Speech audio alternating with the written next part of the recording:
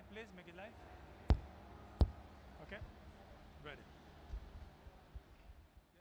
No need to touch anything. Just talk, please. Good evening, ladies and gentlemen. We would like to welcome you again to our special summit, WOW Summit. We would like to inform you that we're going to start with our panel discussions in 5 minutes. Thank you for attending.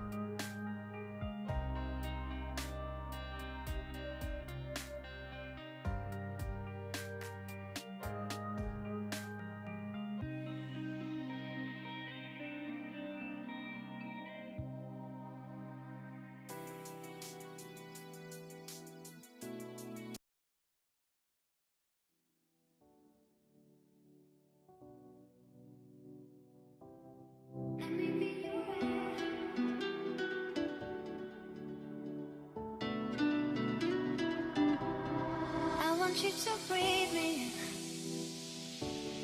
Let me be your air. Let me roam your body free. No inhibition, no fear. How deep is your love? Is it like the ocean or devotion? Are you? How deep is your love? Is it like nirvana? Hit me harder.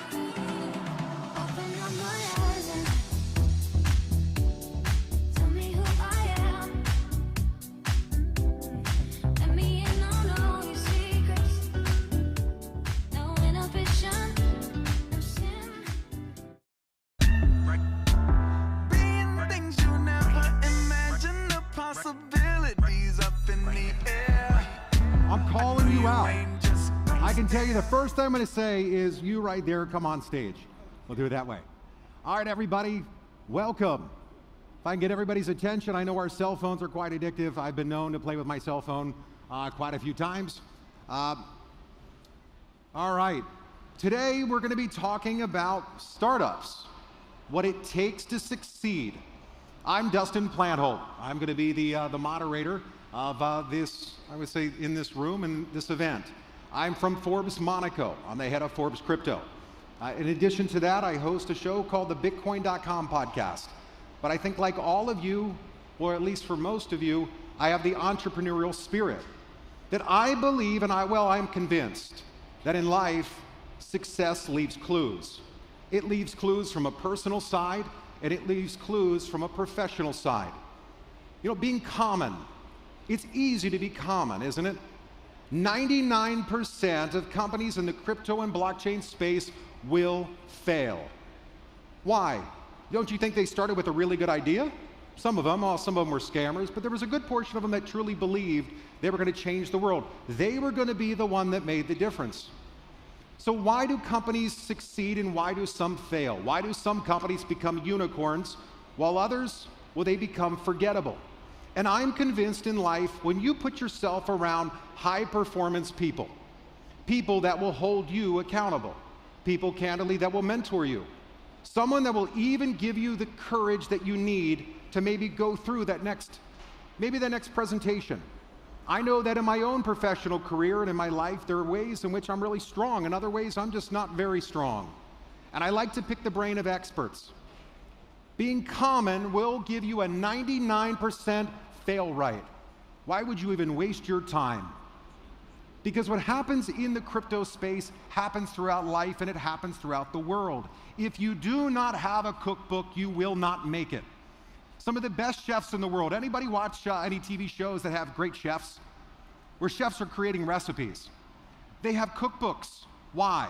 Because they know it's going to take a series of ingredients. They know they just can't make one big meal of cinnamon, one big meal of basil, one big meal. They know that it's going to take different perspectives, or in this case, a different ingredient for everything they're looking to accomplish and achieve. For those here today, some of you have been sitting on that idea, that dream of wanting to become something like some of these people that have booths here. You wanted a moment where that dream can come out of your head. The people that you're going to learn from today and the keynote speakers are going to help you. Instead of taking that dream and eventually that dream for 99% becomes a nightmare, that it becomes a dream that, well, that keeps on every day. It keeps on and it gives you the fuel. Because what separates most from an Olympian is Olympians find extra fuel. I believe that in business and in life, when you put yourself around high-performance individuals and people that do not quit, do not give up, that it gives you an opportunity to level up. They say to start each day with a task completed, to find someone to help you through life, and to know that life is not fair and that you will fail often. But if you take risks and you stand up to the bullies and you lift up the downtrodden and you never give up, if you do these things, then this generation and the generations that follow will live in a world far better than the one we have today. And what would have started here in Dubai with all of you would truly have changed the world for the better. And it's with that I'd like to welcome our first keynote speaker, Mr. Hans Christensen. Hans is with the Dubai government. Let's bring him on now. Hans, welcome.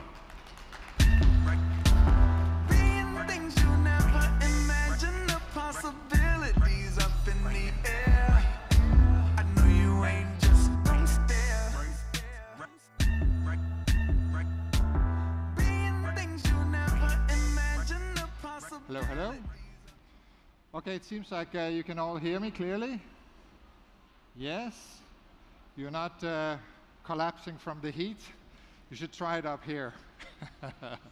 It's really, really hot. But it's now we're getting into the shade, so it's going to be a little nicer. Well, thank you, first of all, to the crew that is organizing this. I've been here 10 years. And this is the first time I have seen one of these events combined with some beautiful art. And if you haven't seen it, by all means, go and see it afterwards. It's really, really awesome.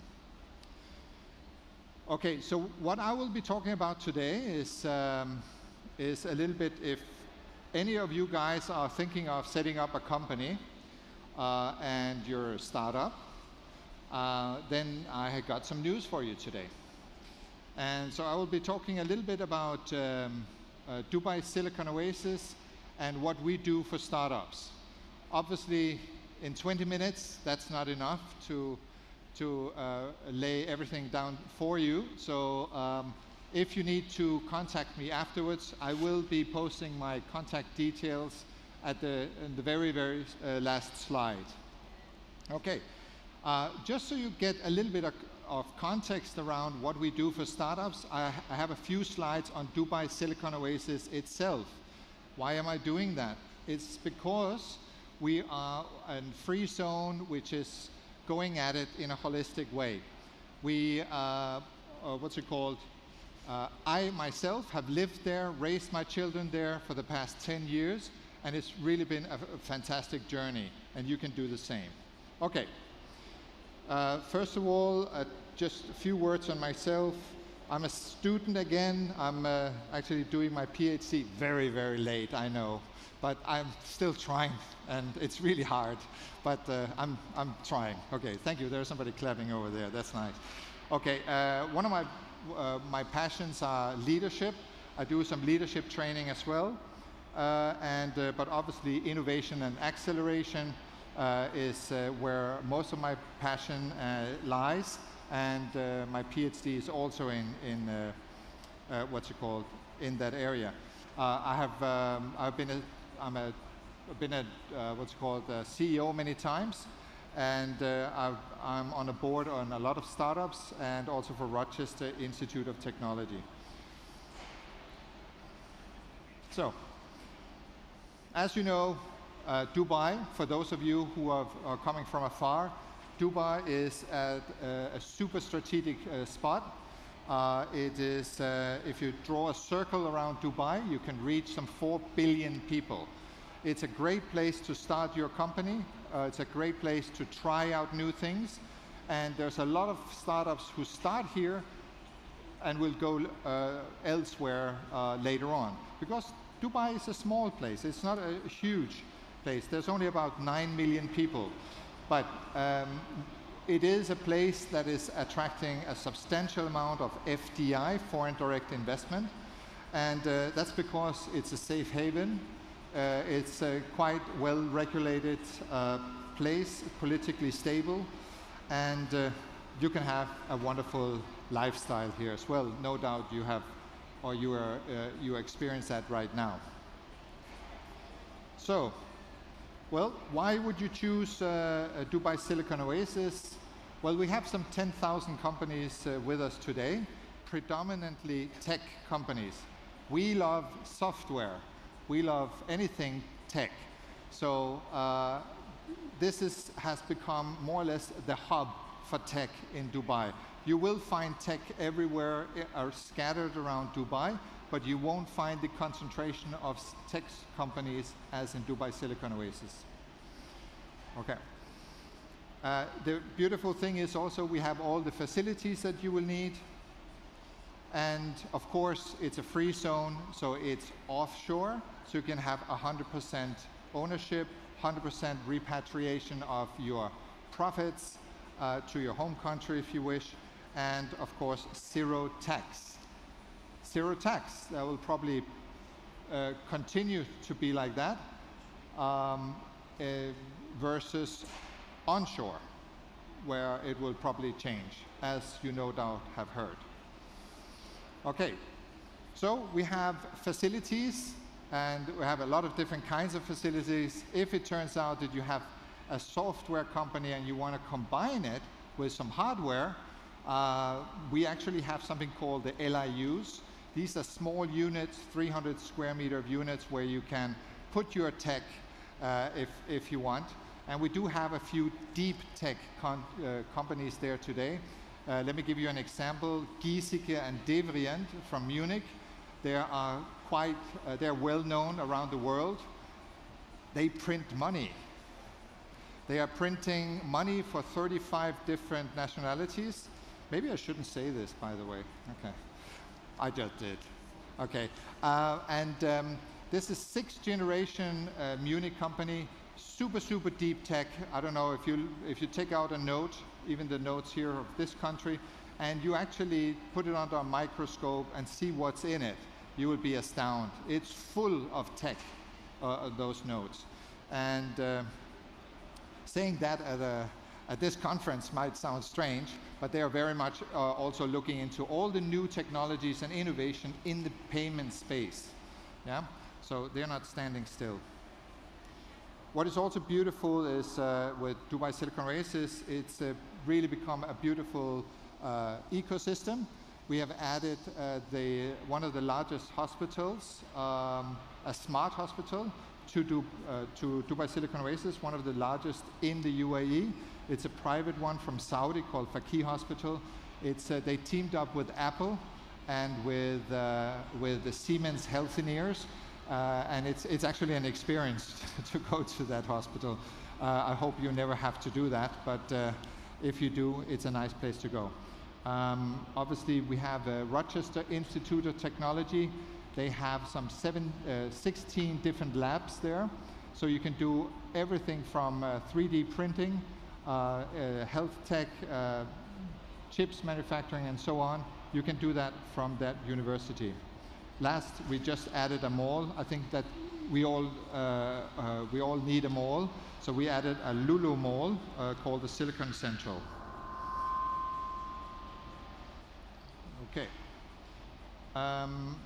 We started off 2006, where there was just a couple of camels running around, and we got a chunk of money on an area about 4 times Monaco. And today we have some 80,000 people living and working there, me being one of them. And so we have apartments, we have villas, and whatnot. Here you see our master plan. And here you see another thing. You might think, okay, you're inland. What about downtown? What about Marina? Well, it's a little more quiet inland, I admit, but it's drier. It's a dry climate, and it's actually cooler at night. It's desert, more desert climate. So if you're not so fond of humidity, it is a very nice place to be, and it's nice and quiet, and it's great for raising your family. Okay. We are also quite well known for building the first smart city in Dubai after Masdar City. And this was a $1.5 billion project, dirham project, some 150,000 square meter space. We made it quite smart, and we had a lot of different companies support us with this, all the top names that you know. Did it become really super smart? Not really. We kind of stopped short of making it as smart as we wanted. One of the reasons was that there is no definition of a smart city. But at least we tried, and a lot of the things we're doing is quite smart. Okay, now we go to the more important part. As I said before, the master plan of His Highness Sheikh Mohammedan is to make Dubai Silicon Oasis the innovation space of Dubai. And we are taking that very serious. That's the Master Plan 2040. And so what we are thinking of is to create something we call DTES, which is the ecosystem, Dubai Technology Ecosystem. And how we want to do that is we want to become the lab for anything. If it's crypto, if it's a blockchain, whatever it is, we will have subgroups there. And these subgroups, let me just see here. Okay. These subgroups will have advisory boards. So if anyone is in a particular sector interested in being part of a board, that will advise on, let me just get here. And get real feedback from a hub operator, then that will help us to shape the regulation. One of the problems, I was one of the early advocates of blockchain when it came out. It was really, really hard. one of the problems was that there was no standards on this thing, and it was very hard for the government to come up with any regulation. Now some things are crystallizing, DLT and so on, and NFT, it's not so complicated anymore, but we still need some standards. And how do we get there? How do we get to that level? Well, we think it's not just in that area, it's all these sub-areas that need regulations.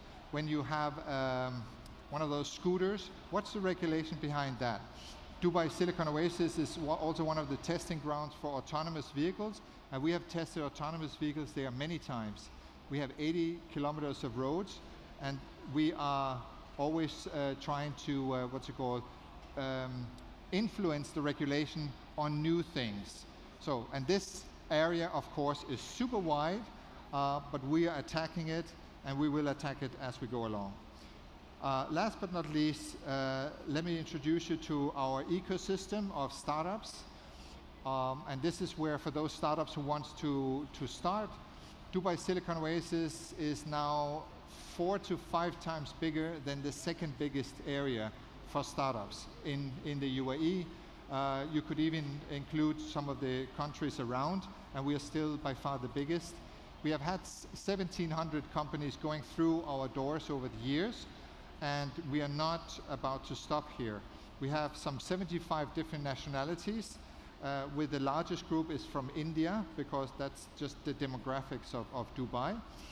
And we have the normal setup, flexi, fixed, and unfurnished office. So it costs only $4,000 to set up with us today, which is really cheap and value for money, especially when you go and see the spaces that we have.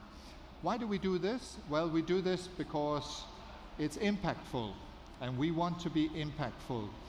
We have, with about an investment of about $50 million, we have probably attracted about $1 billion. So that's good payback, you know. It, of course, doesn't flow into our coffers. It flows into the government's coffers. It flows into the supermarket, into the schools. It flows into the economy of the country. Now you say, now you maybe say, is this us against KSA? Is this us against Lebanon? Is it? No, it's not. If there's one thing I have learned over the many years trying to build ecosystem, is that the more the merrier. When there are more accelerators around, there will be even more people per accelerator coming to that region. And the same thing with this hub. The more we attract, the more are coming, and which is really great. Okay, the other thing which is really important is that we have probably helped some 25,000 jobs to be created, not just here. For every job that we are helping creating here, there's about 5,000 jobs directly influenced by us. There are 4 to 5 jobs being created in Cairo, in Beirut, in in India. So what we're doing is good. It's really good. Okay, there is one peculiarity with what we're doing. We are also a VC. We're the only free zone that's investing in companies. So I'm an investor, government investor, and we have right now just about four investments that's lined up. Some have already been done, and we invest up to from $500,000 to $1 billion. So if you have an interesting startup, you would want to come and talk to me, or you will go to our website where you can make sure that your application goes into the process. We love process. We are government, and this is the name of the game for us. Okay, we have invested in quite a few companies over the years. Some are unicorns. Some are crossing the $100 million valuation. We think we will have a unicorn pretty soon. This is one of our big wishes. Why? Because those unicorns are magnets to attract even more money and even more startups. We are super happy to say that we are going more and more in direction of deep tech. How do we manage that?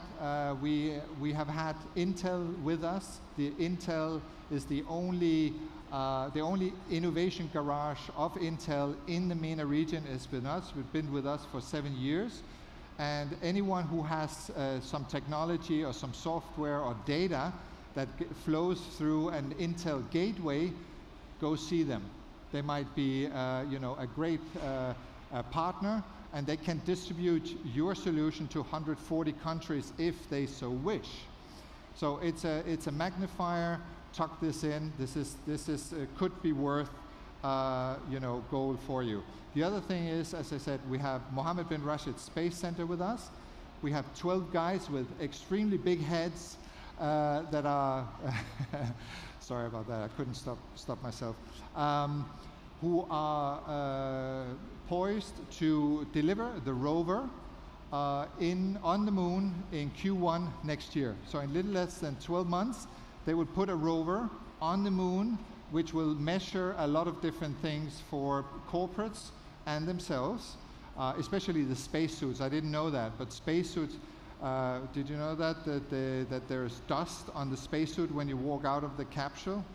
Well, that's a big problem, because when you walk in the capsule, you start breathing all this dust, and this is not good dust. This is 4 billion-year-old dust, and you don't want to breathe this, you know? So they are coming up with new materials for new space suits in the future. But for us, it's really great because we can attract even more space companies, and we might set up a space accelerator. We will be the first ones, or one of the first ones in the whole region to do this. And we are actually in talks with the space agency as we are talking. This is a small industry. Very soon you talk to NASA, ESA, and all the others in the world. Let's see what's going to happen with Russia there. Okay. Obviously, we have a lot of the partners. You know all of these partners here. They are always in hubs where we are, and it's because they're into cloud business. They want to hook you on their services as fast as possible, of course, because it is quite tedious to change your cloud provider. But a lot of these guys are actually, all of them, I would say, delivering or offering really good deals to startups. And usually you might overlook them if you don't make yourself the favor and come to a center like our own. Okay, we learned a lot from our first couple of years, and there was a lot of things that we were missing, one of which was nap pods. There was a lot of developers who did all-nighters, so in our new building we have 8 nap pods. Our problem is just to make our tenants understand it's not a hotel, it's just a nap pod. And we got a climbing wall, a running track, and all these fancy stuff that these places should have. And not to forget, we are a one-stop shop. Since we are a free zone that has a co-working space, we can help you with your lease license and company setup along the way. And on top of that, we have tons of other things that we're doing. Today, we are having another event running on where 50 startups are pitching in front of investors. That's happening in Dubai Silicon Oasis Red. It's red right now as we speak. And we also have special prizes for students. Students can actually pay 1/4 of the already subsidized price if you're a student and you want to start your business. We think there's a big market for that, and we are definitely trying to help there. Okay, and that's what I just said before. So it's plug and play coming into us. Here you have 3 examples of successful startups. You have the first startups. There were 2 guys, 25 years old. The company was worth $600,000 when they came 10 years or 8 years ago. They are now, their company is worth $40 million today. We made them millionaires with $200,000 only. Yeah, and they're still young. They're in their early 30s. The second company is Yalla Compare. You probably heard about it. We invested $1 million in them. They have attracted millions of dollars from the market. They're about worth the same, and they're struggling a bit. There's some tough competition in the market. It's definitely not standing still. They need to reimagine themselves, but they're doing quite well. And then you have Self-Drive. Self-Drive is disrupting the rental car business. This is a great platform to rent a car from. I can highly recommend it. They cut out the the cost of having the cars physically on your parking lot, that means they just get the cars directly from the dealership. It's so simple, and so they all go through their platform, and this way they are saving tons of money. They have not taken one dime from any investor at all, and they're probably worth around 40 million today. And they're with us today also. Okay, a little bit on the program. I know I'm running a little bit over time here, a couple of minutes. We have done a lot of things over the years. We started with Silicon Oasis Ventures. There was an incubator. Then D-Tech Ventures, we're still up and running. Then Tech Forums, we do Tech Forums every quarter. We get about 100 to 150 people together, and then we talk about a specific subject. We've done it about 50 times. We helped with Interlock, that's the incubator for Emirates Airlines. And then we had our own accelerator, Dubai Smart City, with Startup Bootcamp. That's now over. We have every year an Emirati Bootcamp that's specifically for Emiratis. We do tons of hackathons, and we even had the Pearson to give us a lot of workshops. And this experience has helped us create our new program, which was launched during GITEX last year. The first 14 companies are on board already. So we're just one of the programs in town. I promised to put a slide up here for those who don't know the area. These are the names of the top-notch accelerators that you can find in the UAE. We talk to all of them. They're like our brothers and sisters, and so we don't compete with them. And all they're focused on different things. So these are the companies. This is actually the first time I'm showing this slide officially, because these are the first 12 hot companies that have been selected for the sandbox, and that came through more than 600 applications, all hardcore vetted. I have a very short video here. It's like 1.5 minutes only. Yeah? Okay.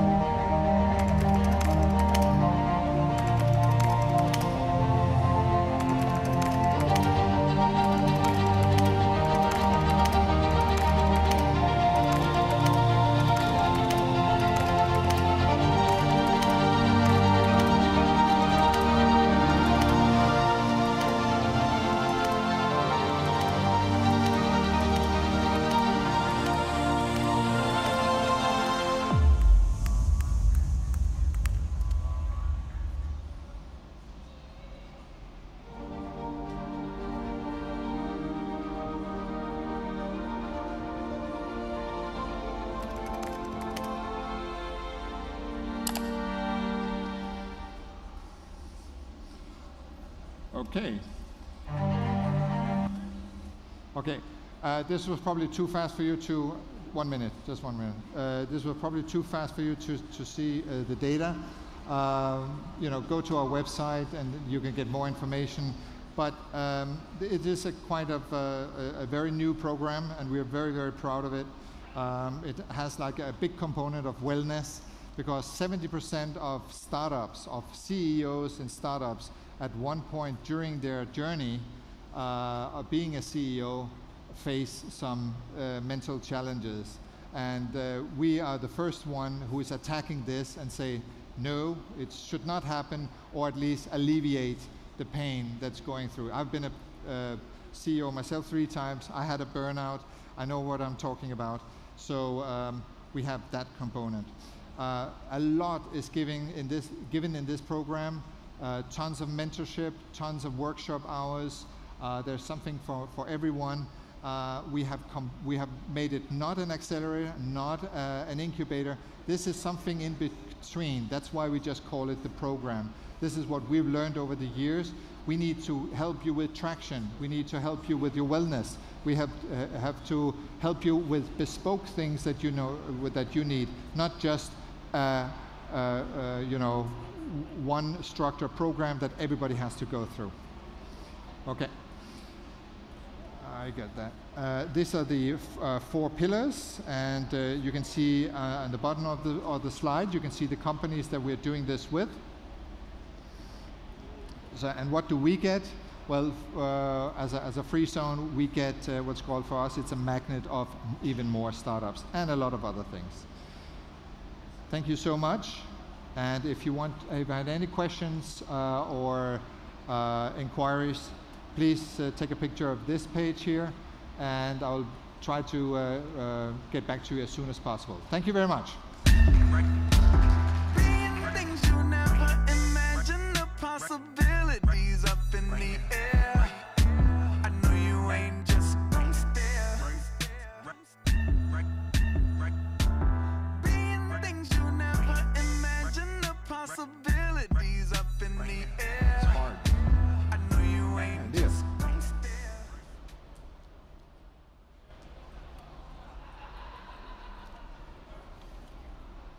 All right.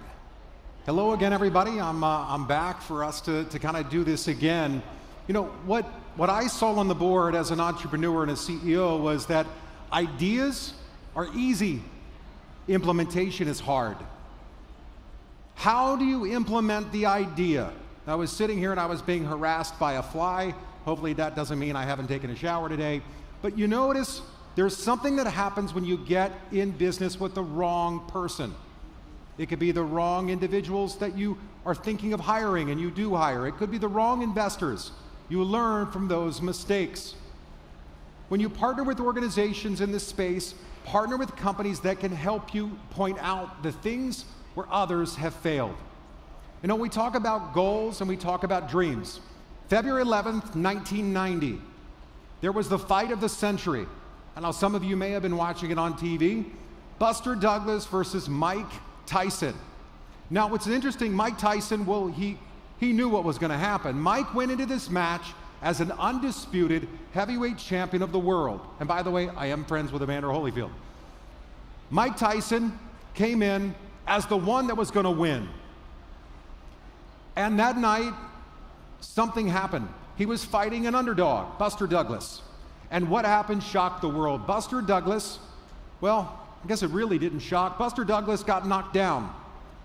And at that point, he had a choice. I can quit, I can give up, I can sit here. Nobody's going to say, hey, Buster, why didn't you continue fighting Mike?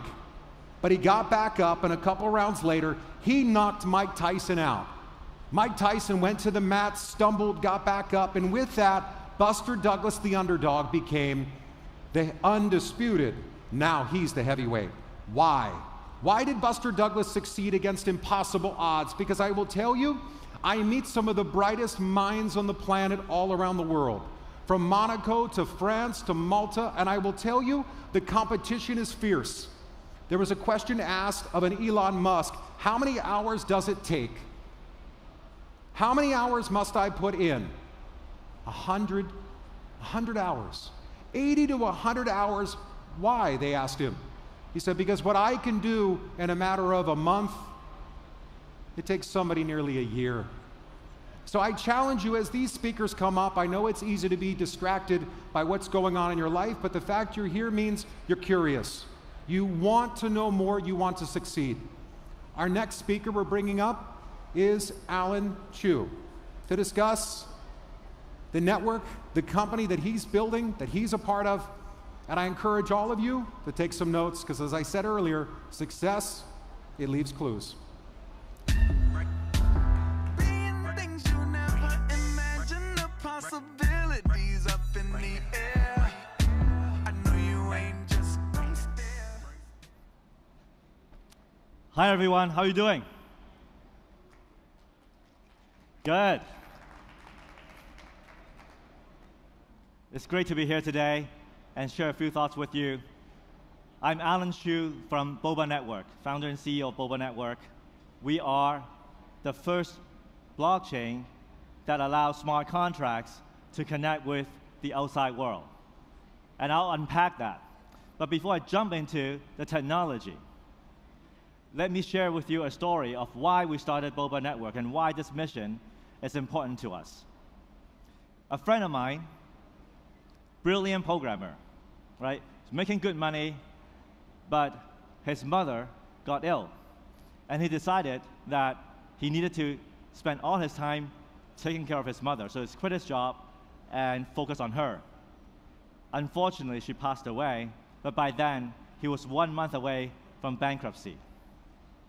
However, because of the power of crypto, he was able to bounce back. He became a DeFi expert, and now an NFT expert as well. And he's sharing his knowledge with everyone he knows so that they could similarly take control over their financial life. This is why we started Boba, because while his story is inspiring and encouraging, the number of people who have access to crypto and to blockchain technologies is still a small part of the world's population, right? Most of the DeFi activities, especially NFT trading, still happens on Ethereum, which has become too expensive for most people on the planet. Boba is an Ethereum layer 2 solution that makes Ethereum faster, cheaper, and smarter. And this is the smarter angle that is unique to Boba. What do we mean by that? Well, on Boba Network, developers can develop smart contracts that can pull in real-world data. These smart contracts can also pull in data from enterprise sources, from gaming engines that are running off-chain. And it's not only just about data. These smart contracts can also connect to algorithms that are too complex, too expensive to run ever on a blockchain. And you might be wondering, well, what do you mean by that? What would be so complicated that you can't run on a blockchain? Well, I was a software developer, and if you're one as well, and if you haven't started writing a smart contract, go give it a try. There are a lot of lessons online that teach how to write smart contracts, and you'll quickly find out, oh my gosh, a lot of things that you as a developer had taken for granted. It's not possible in a smart contract. For example, if you take the square root of 3 within a Solidity smart contract, the answer you get is 1. And the reason is you can only do integer operations in a smart contract. Think about that for a second. 2022, you're writing a new program, and you can't even do floating point operations. If you want to do machine learning, which has been around for more than a decade now, common knowledge, you can't do it in a smart contract. The list goes on and on and on. And so while decentralization technologies have a lot of advantages, and Web3 holds a lot of great promises, such as permissionless access to financial freedom, if we don't solve these problems and remove these handcuffs that are preventing developers from building the best applications possible, then we're not going to be able to attract the brightest minds to work on Web3. And if we don't have the brightest minds, all the brightest minds working on creating this new ecosystem of applications, then we're not going to have the best applications possible to serve 7+ billion people on the planet. So at Boba, when you write a smart contract, if you wanted to just stick with the basics, just do the things that you can on Ethereum, you're welcome to. Copy, paste an existing Ethereum project, launch it on Boba, get it done in a week. That's available to you. If you want to leapfrog your competition, however, then I would encourage you to check out Boba's Turing hybrid compute platform and find out how you can extend what you can do in your smart contract. Now, if you're a developer and you're interested, you might be wondering, how does it work? And here's how it works.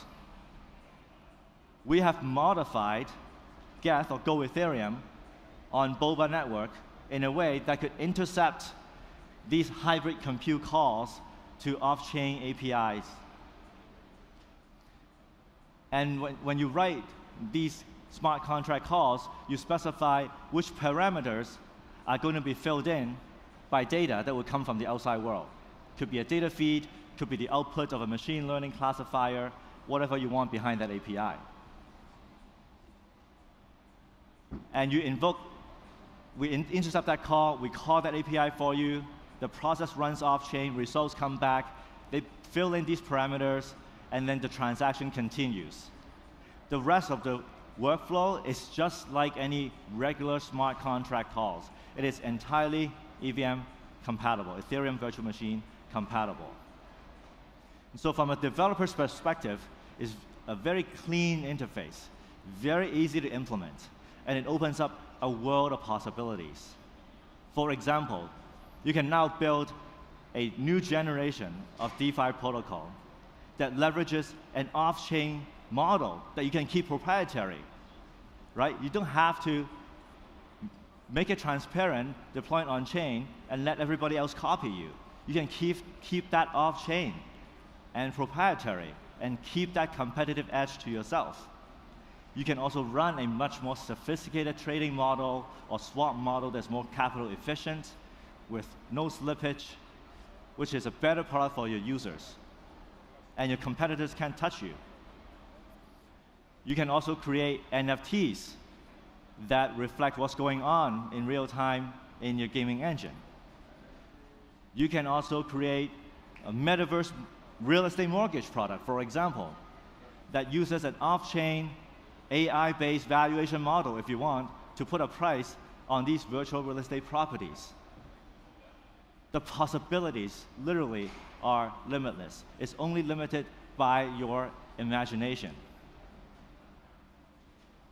We have seen an amazing explosion of innovation, new ideas in DeFi, NFT, games, and metaverse in the last 2.5 years. Truly incredible.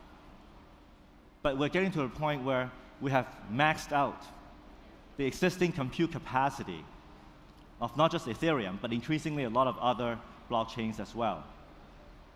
Boba's hybrid compute is the next breakthrough that enables developers to build the next wave of innovative dApps that will push DeFi, NFTs, games, and metaverses to new heights.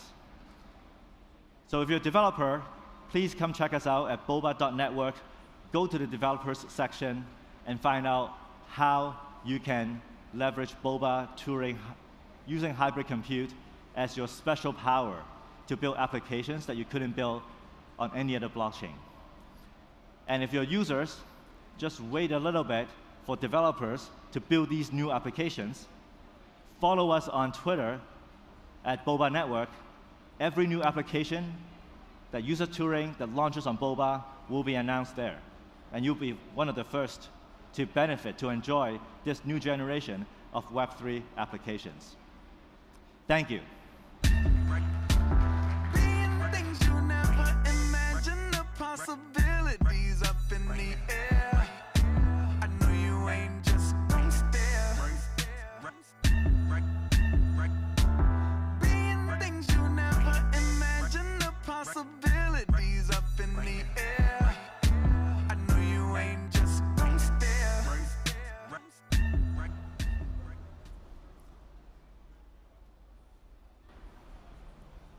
All right, before I bring up Mike, priorities.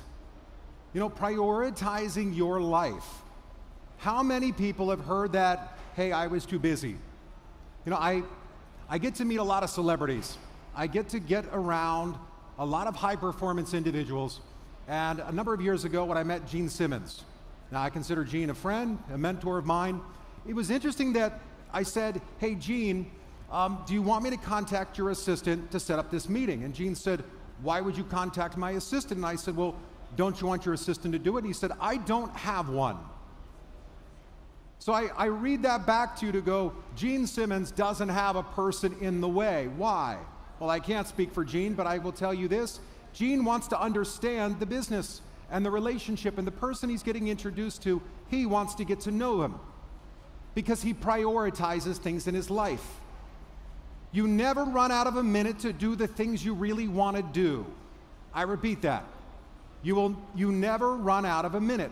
So when I hear entrepreneurs get frustrated because they haven't met some goal, a goal that was possible, not one that was impossible, but maybe based on ego, it was, let's look at your schedule.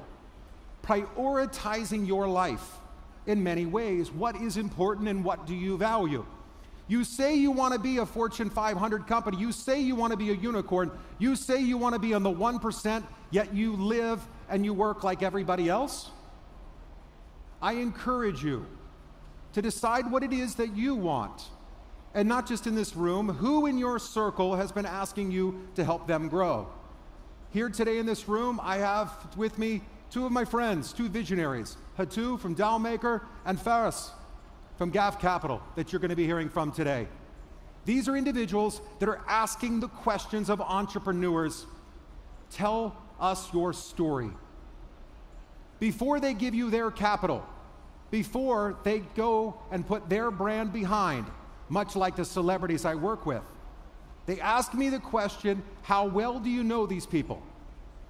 That comes with a price. It comes with building a social media content. It comes with building your executive profile. It comes by becoming the expert's expert. And with that, I'd like to welcome up Mike Fez to the stage. Mike, welcome. Being things you never imagined, the possibilities up in the air. I know you ain't just. Hey everybody, good afternoon. Thank you guys for coming, and I'm very excited to be here, to be honest. In the first place, because I do not have a technical presentation. This is a one-pager, very easy. And secondly, of course, like, ooh, well, Summit. Something happening always in crypto, and it's always good to be here.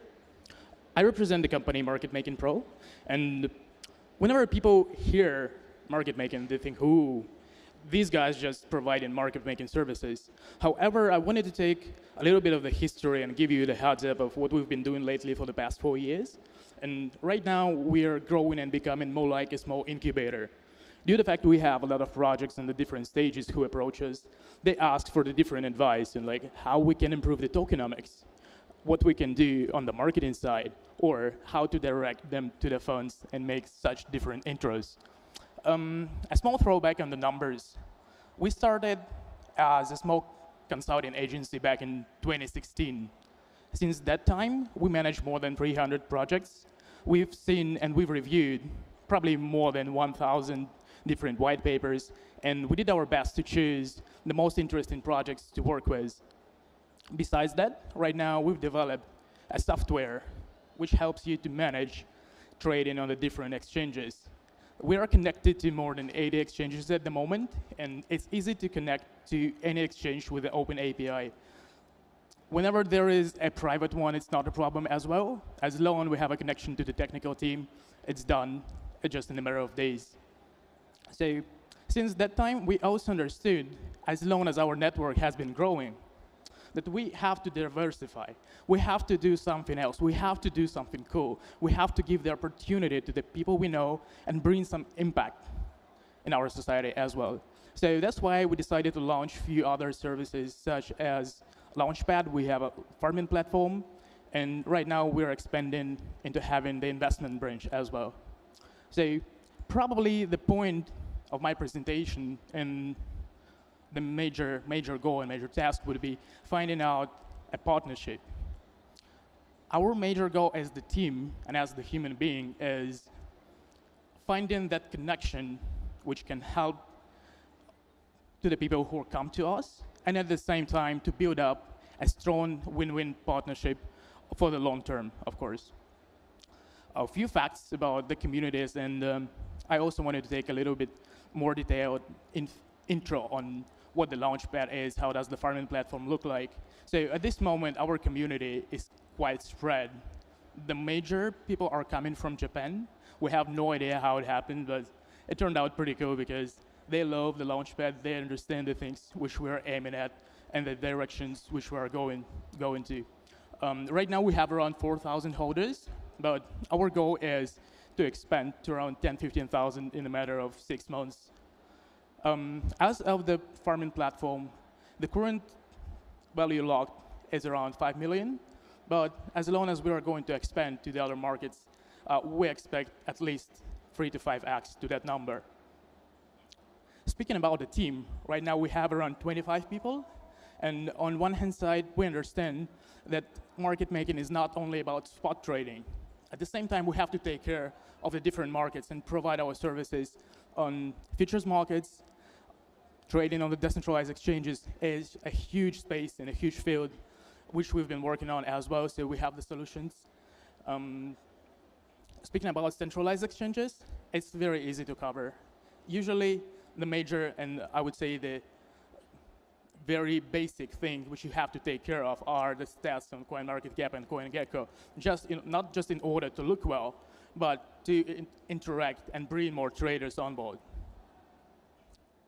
Last but not least, as the partners of the event, I wanted to thank the organizers and to everyone on the management team who helped to make this event happen in the first place, and also having it right.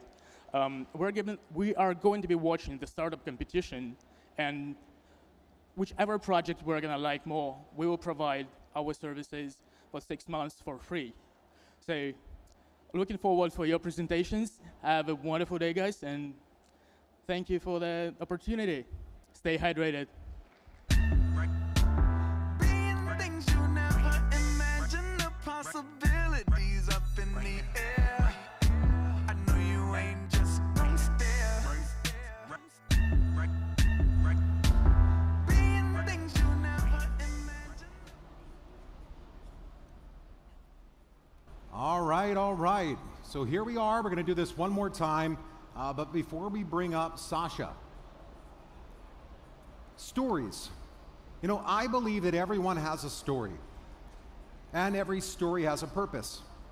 If you look at those who've succeeded, Ivan Soto Wright from MoonPay. Anybody know the name? He's now a billionaire. His company, MoonPay, is one of the most successful companies in the crypto blockchain world.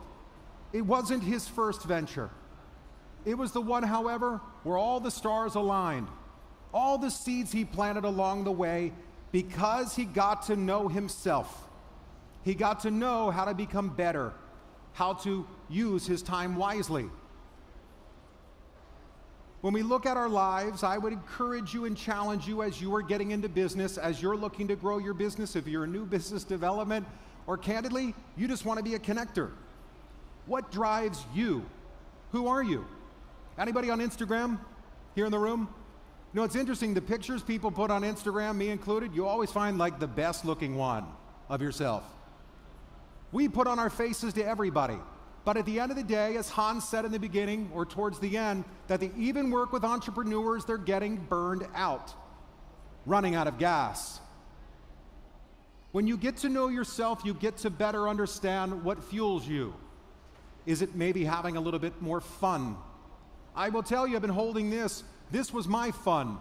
During the pandemic, I decided to do something that for me was crazy. And while I'm a writer for Forbes magazine, I know nothing about comic books. I didn't even own any comic books before I created one. I wanted to have fun. I wanted to challenge myself to do something I had never done before. And this idea was worth millions, because I found a way to take it from my head down to paper by looking in my tribe, by looking in my community of my contacts, and said, hey, I've got this idea, what do you think? Ask questions, put yourself around mentors. And as with that, I would like to bring up Sasha Baron. Sasha, welcome to the stage. Things you never imagine, the possibilities up in the air. I know you ain't. Hello everyone, my name is Sasha Boronin. I'm a CEO and co-founder at collectiveweb.com. We're a metaverse company. First of all, we're a startup who creates new way of virtual web experience. Can you please launch the video? And then I'll tell what exactly we do. Nowadays, web is quite a lonely place. You are faced with just text, pictures, videos, and buttons with algorithms. So we decided to create a completely new experience. For last 15 years, I did lots of projects in different areas. Part of show of the Olympic Games closing ceremony, lots of projects in virtual reality, big shows, augmented reality projects, and there was always a problem. It didn't work in web at all. And we decided to make a completely new experience. Please run my keynote. Thank you. Metaverse at the moment is also not a great experience. It's 2D or low quality 3D, Minecraft-like. You usually need to install an app or you need special device to run it. You represent yourself there as a 3D or 2D avatar, and it's quite a low immersive experience. So we think that the future is high-quality metaverse with special experience inside, and having the Web3 event strategy is really important for all brands and all businesses. We created web-based, high-quality metaverse, which is hosted in the cloud and pixel streamed directly to participants. At the moment, it's really important to deliver high-quality graphics to your user, because when we speak about the kids, it's okay for them to run in Minecraft, but when we speak about the business, it needs to show special items, special virtual goods or real goods, and to deliver high quality. That's what we do. Our system works in the browser.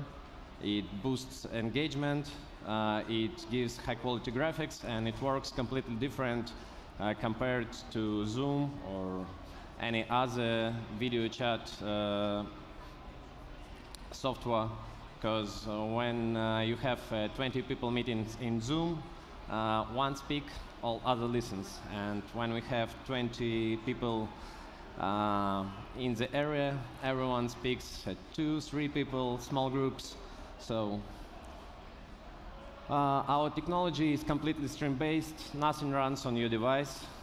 Everything runs on clouds. So we run lots of virtual machines running in the cloud and delivers you high-quality experience. It's blockchain ready and allow natural spatial communications for big groups of people. And it allows us to create a high level of storytelling inside the place. It's like a virtual exhibition or something special you can create and use in the web. And usually we create virtual twins. Like at Web Summit, we created all this area. We created NFT art exhibition for this. It's completely virtual twin of this space, of this island, of the area around, including Burj Khalifa. So many attendants around the world can now connect to this place and have this experience of visiting art exhibition, see other people, connect with NFT artists here, and have this small talk. So virtual twin is free from temporal and location limitations. We work both with corporate clients and art market and blockchain market. So in corporate market, we do virtual exhibitions and events because it's really important nowadays. Sometimes it's education, showrooms, and our special case is virtual commerce, because we create virtual twins of offline shops and can create simultaneously moments when you don't need to go to the city mall. You can just go to online page and have all this experience, including have a small talk with the sales guys, or talking about NFT and art galleries, you can see in person the audience, you can see in person the artists. And it's a big future for virtual offices as well. At the moment, enterprise build huge buildings, and it has huge limitations to visit them. So we think that the future is to create virtual twins of all enterprise real estate. So we think that real estate will become virtual estate as well. And in real estate, we build square meters, and in virtual estate, we use virtual machines to allow this experience. Because it's like in cinema, we have special seats, and which allows us to use the space in a special way. So, talking about the art, it needs audience, and sometimes it's really hard to travel to the special show. That's why we use virtual twins as well. And at the moment, all around the world, there are too many large-scale events, and it also faces the problem with delivering this experience online, because nowadays all we do is just streaming the videos there, and it's absolutely not immersive. You cannot meet someone in person, you just see the video picture. So we think that companies no longer need to spend huge budgets building real estate spaces. It's much easier to build virtual estate and use it when you need it. So we have a big team, around 70 people, who create our metaverse around 2 years. We're American-based startup who is open for investments as well. So you can see WOW Summit Metaverse at the moment using this QR code, or it's easy to launch. And so thank you for your time and attention. Things you never imagine, the possibilities up in the air. I know you ain't just gonna stare. Being things you never imagine, the possibilities up in the air. I know you ain't just gonna stare. Being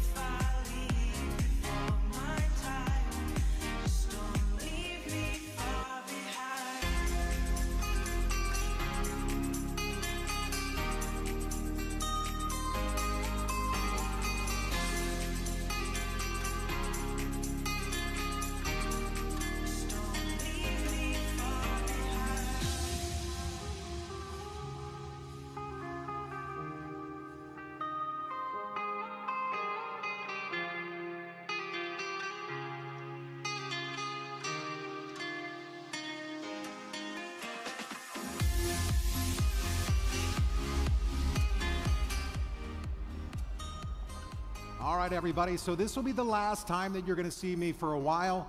I'd like to bring up here in a moment Mira. Mira's going to be taking my job. But before I leave, I would encourage all of you to determine or to at least question, what do you want your legacy to be? What do you want the legacy of the company that you're building to be? What do you want your own personal legacy to be? Why that matters? Well, for many reasons. Because that is where you become the expert's expert. That is when you are the one that becomes the connector in the industry. So with that, I would like to bring up Mira. Mira, welcome to the stage. Being things you never imagined, the possibilities up in the air. I know you ain't just gonna stay. Hi everyone, my name is Mira Sharkawi and I'm the product lead at SeedStars. I will be your moderator for this panel. I would like to welcome on stage Yuri, Dasha, Firas, and Michelle. Being things you never imagined, the possibilities up in the air. I know you ain't just gonna stare. Being things you never imagined, the possibilities up in the air. I know you ain't just gonna stare. Being things you never imagined. Yes. Thank you so much for joining. So my first, not a question, but if you could introduce yourself to our audience. Hey guys, my name is Yuri Rabinovich and I am a managing partner at VNTR Capital. We are an investment syndicate and investment community. In equity deals, we focused on late stage, basically investing from Series B up as a syndicate. And in crypto investments, we run syndicates for private sales. Yeah, hi everyone. My name is Dasha Vasilieva. I'm CEO and founder of GetVision. We are international investment boutique. Lately, we just set up our VC fund for early stage startups, seed round day in fintech, e-com, and B2B software. And as well, I'm founder of Tech Entrepreneur community of founders to founders that we have created a year ago. And now we are 2,500 entrepreneurs from more than 15 countries. And I'm happy joining you here. Thank you for letting me be with you this amazing day. Thank you. We're happy to have you, Firas. Hi, my name is Firas Al Sadek. I'm the managing partner at GAF Capital Partners. We're actually one of the first locally managed crypto-focused Web3 blockchain venture capital private firms in the UAE. We invest in pre-seed, seed, and private rounds. So far, we have around 67 different portfolios from all over the world. And we are always looking for the next game changers in this space. Thank you. All right, so my first question for all of you, why do you think investors are hesitant about allocating funds for crypto investments? Firas? Yes, sure. So I believe one of the key reasons is regulation. A lot of investors from a lot of traditional investors are very protected and secured by the law. So due to that reason, I believe a lot of the traditional investors aren't entering the crypto space, and more specifically the venture capital space. When it comes to crypto VCs, it's a high risk, high reward type of play. So if you do have the appetite for that with less security, that's where people are being placed right now. Yeah, I would like to add that the most likely reason is not knowing what is underlying asset and how to relate to this, because the investment readiness is the same, quite low, especially on early stage startups. So this disclosure of the information and all compliant aspects that should be transferred to investors means a lot when you just would like to attract some investments. Yuri? Yeah, I would add probably kind of that raising in tokens is like inverse. Like you are first raising, then building the product for many companies that we see. For later stage companies that introduce the token, it's probably not that different. Yuri, could you tell us about a success story from your portfolio? Yeah, so we invested in CoinSpade, for example. So it's a little bit, it's a mature company that introduced crypto into their company. They're still in the process of introducing the crypto, so hopefully the token will skyrocket soon. Fingers crossed for that. Fingers crossed for Yuri's portfolio to rock to the moon. Let me say that I've seen numbers of projects that have raised quite great money back to 2017 and earlier, but really didn't perform well. And the most important thing, I think, is like the continuity of the business, and the strategy that they were building was really not so long run. As we can see for now, how many projects, what kind of percentage of the projects succeed? How do you think? Yeah, Dasha, you're quite skeptical about this, but Firas, your whole VC fund is dedicated for blockchain startups. So, what is giving you this confidence to get in the blockchain space? Yeah, the market have changed a lot, and I think with relocation of a number of startups to the jurisdictions that gives this power of security and the changes generally in the markets, and as we can see, Web3 become really popular recently. Not so. If you ask people a year ago whether they know what is Web3 is, they would say no. And now, every person from every screen is talking about this industry, and I'm pretty sure that the interest from investors is going to rise, but the valuation would not really be so juicy as it was when the market just was building back to 12, 15, 17. Firas, what's your opinion on this? Can you repeat the question, please? Yes, so Dasha is quite skeptical about blockchain investments, but your whole Capital Partners is dedicated for blockchain-driven startups. Why is that? I could sum it up to a few points over here. Number one, we have a lot of appetite for a risk reward.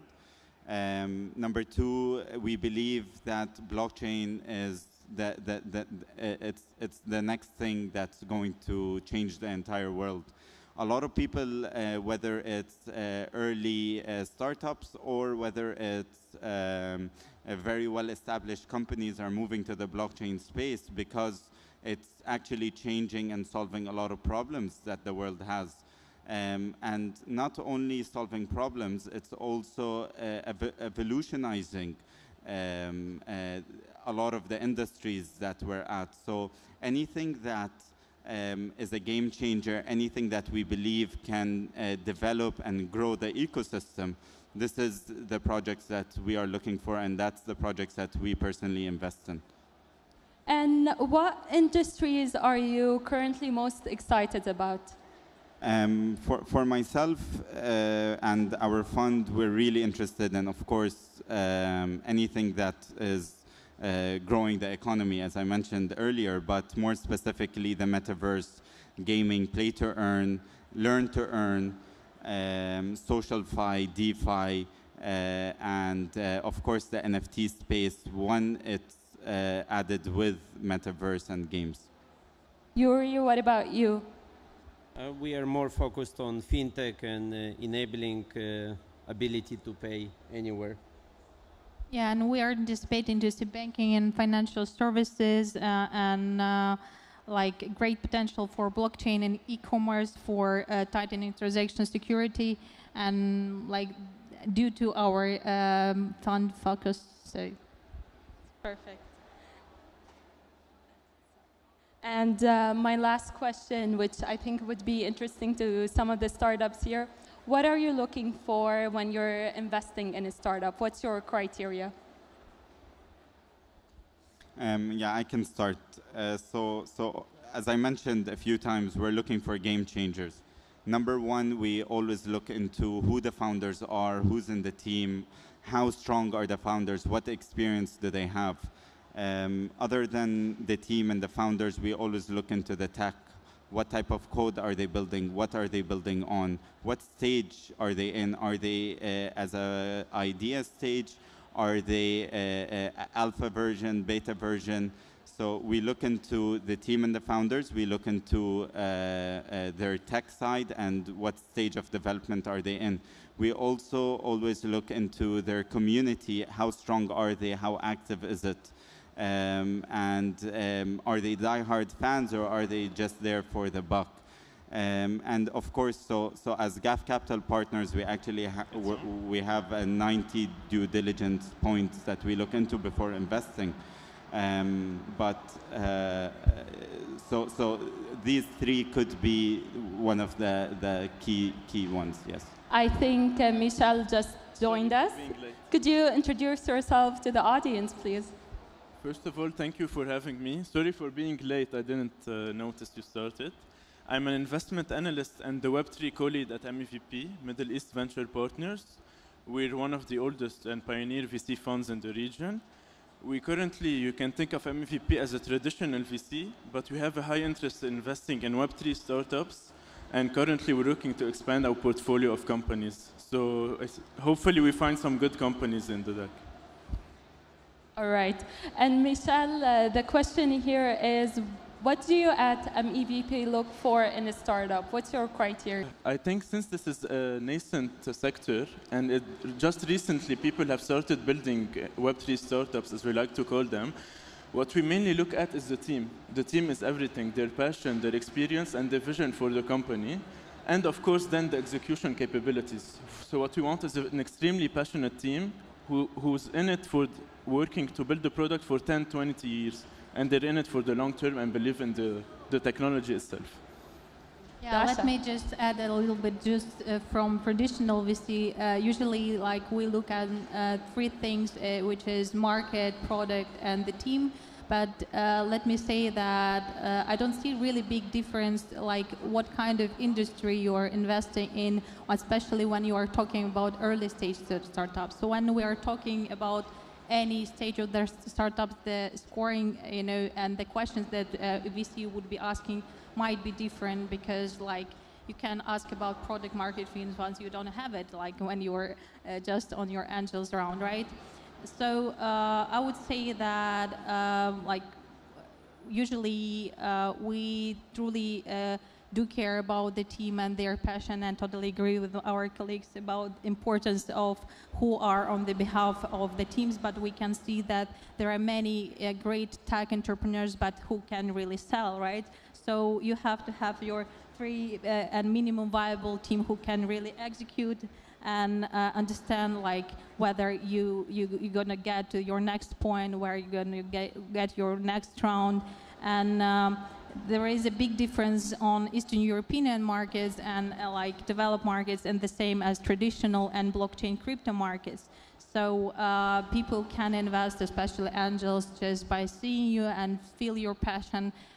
But traditional VCs, they are more accurate and about the features and what you're performing in as numbers, and what you like what real result you bring on the plate. So yeah, here is the story. Yeah, I would add some insights about the late stage, kind of growth stage. We started investing from Series B up, so it's very different metrics what you're looking for. So most likely all the factors that you guys are talking about, they're all great if the company got to a stage of raising growth funds. So we are looking at who are the funds that co-invest with us, who is the lead investor that is leading the round, how big is the market, how much, what is the revenue, who are the customers. So so there is much more to due deal at that stage. So it's a little bit easier. in a sense, and we don't lead rounds. So we join as a syndicate with leading funds, so it's a little bit easier for us to do deal at that stage. All right. Now my next question is perhaps for you, Michel and Firas, because it's more focused on the MENA region. Do you think the blockchain industry will grow in the region, and are we going to see more startups entering? Yes, I definitely think so, because in the UAE, specifically Dubai, they are helping building a great ecosystem for Web3 builders. Since you have seen a lot of regulatory efforts, and even Binance has started launching an ecosystem for regulation in Dubai, and even builders from outside the region are coming to the region because of this regulatory framework and the big acceptance to build companies. So this is the main step. If you don't have the right regulation, you will have a lot of hurdles building your company and integrating into the ecosystem. So I'm definitely sure that we are still early, but we're going to see great companies, Web3 companies coming out of Dubai. I definitely agree with what you just mentioned in terms of regulation and the law. Something also that I'd like to mention, and it's very important, is the speed of how quick Dubai adapts to change. So you always hear on a daily basis that a lot of new regulations, a lot of new licenses are being developed. There's, for example, the crypto police right now. There's a whole division that only tackles crypto issues. Other than regulation, I believe Dubai is a very international place. It's home to every single culture and person around the whole world. Whoever comes to the UAE, they always feel comfortable, secure, and happy. So when you mix regulation, when you mix the standard of living, when you mix the culture and the community of the UAE, and access to a lot of technology, a lot of developers, of course, this all supports the region to grow.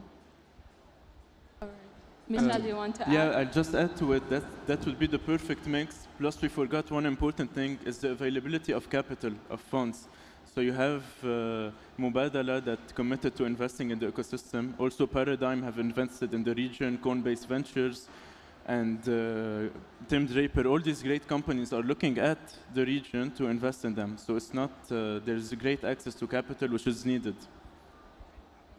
Yeah, I just wanted to ask colleagues about the timing, because timing is everything, and people who are coming to UAE, they're not expecting that the process is so long, right? Sometimes it takes up to 1 year to obtain the license and to build the relationship. So could you kindly comment on that, please? If yeah, I would like to make a comment on that. So for example, you do your own research whatever I say next, but for example, I'm familiar with DMCC structure. So DMCC has currently 4 activities or 4 licenses that they can provide, which includes metaverse, NFT, and some other stuff. But they take up to 6 weeks actually to give you the license and for you to start running.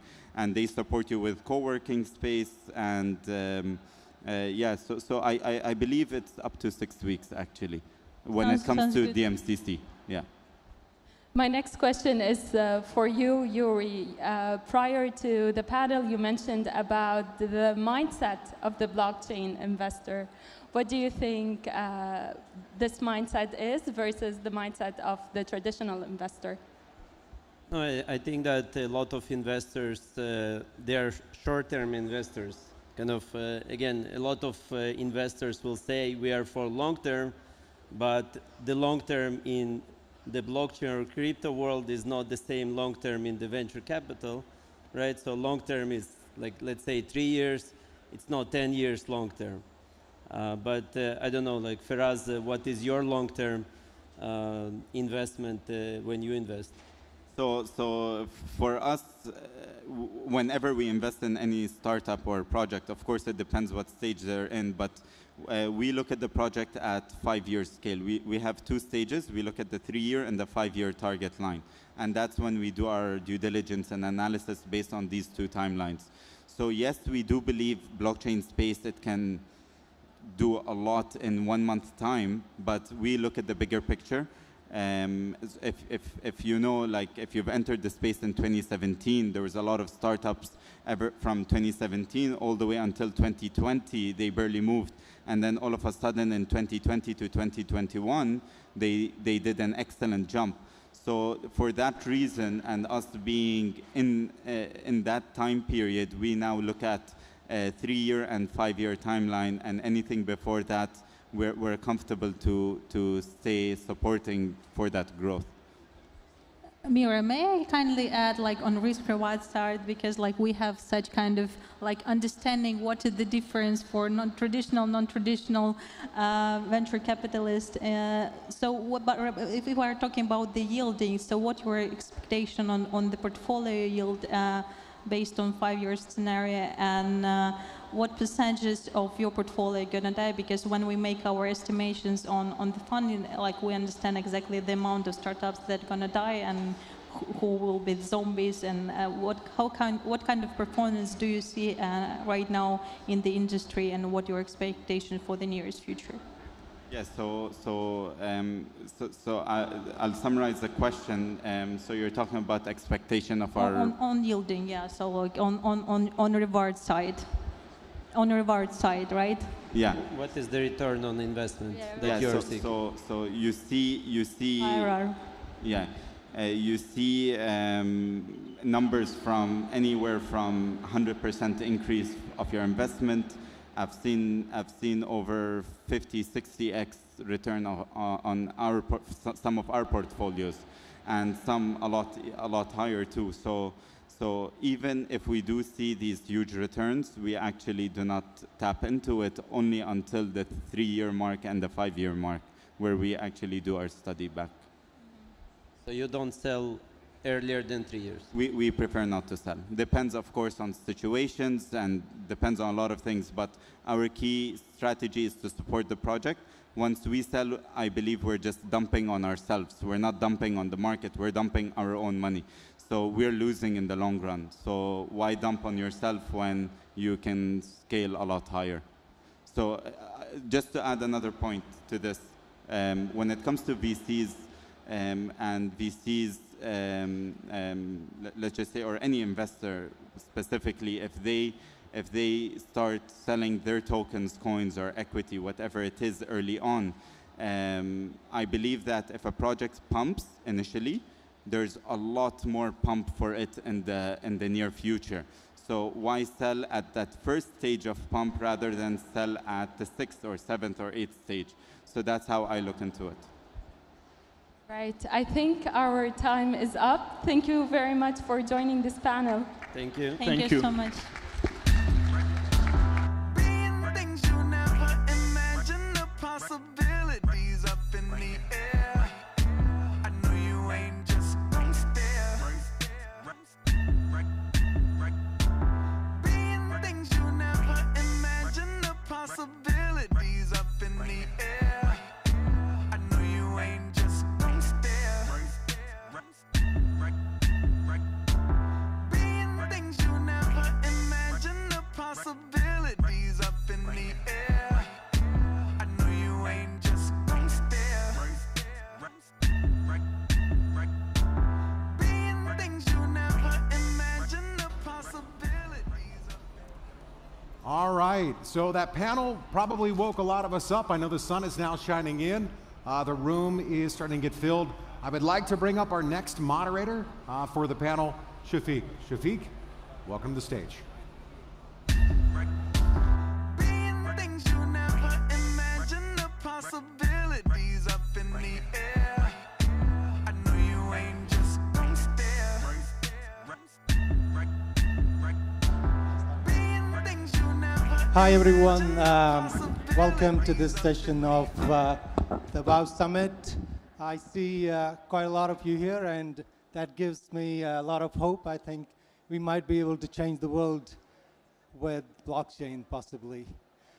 So in this session of the WOW Summit, I have Philip Karoff with me from SBC Afritech, Alina Astor, my panelist, Mo Khan, who's the founder of Nexus Ventures and director of Mindrock Capital in the US, I have Gil Petersill, networking strategist and mastermind expert, and also an entrepreneur. And we've got Kirill Mishtanin. Where is Kirill, my friend? Can you see him around? Kirill, hey. So I'm Shafiq Qureshi. I'm the CEO and founder of Solix Consulting, which is, you can just... Can I just, sorry, I'll introduce myself again. Okay. Are you guys comfortable? I prefer to stand, but I mean, we'll follow the rules here. I'm Shafiq Qureshi, the CEO and co-founder of Solix Consulting in Abu Dhabi. And I work with early stage projects and VCs and help connect early stage with VCs. So this topic is very close to my heart because I work with a lot of early stage projects and I understand their pain and what they're going through in terms of raising capital. It's very important to have the VCs here because, as we all know, they're the catalysts in building these startups and finding the unicorns as they would be probably doing in some cases. So without further ado, I would like to open the floor for introductions. So I'll start with you, Philip. Please, if you could start from your side. Thanks so much. It's a pleasure to be here. So I'm filling in for Grigory, in case you don't see my picture up on the wall. But my name is Philip Kirikoff. I'm the CEO and co-founder of Startup Bootcamp Afritech. We're based out of Cape Town and Dakar in Senegal. And we're launching a brand new fund called BlackRock, Africa Opportunity Fund. And specifically, we're looking for fintech solutions on the African continent that have the potential to scale globally. And I'll get into a bit more about why we think that's such an incredible opportunity.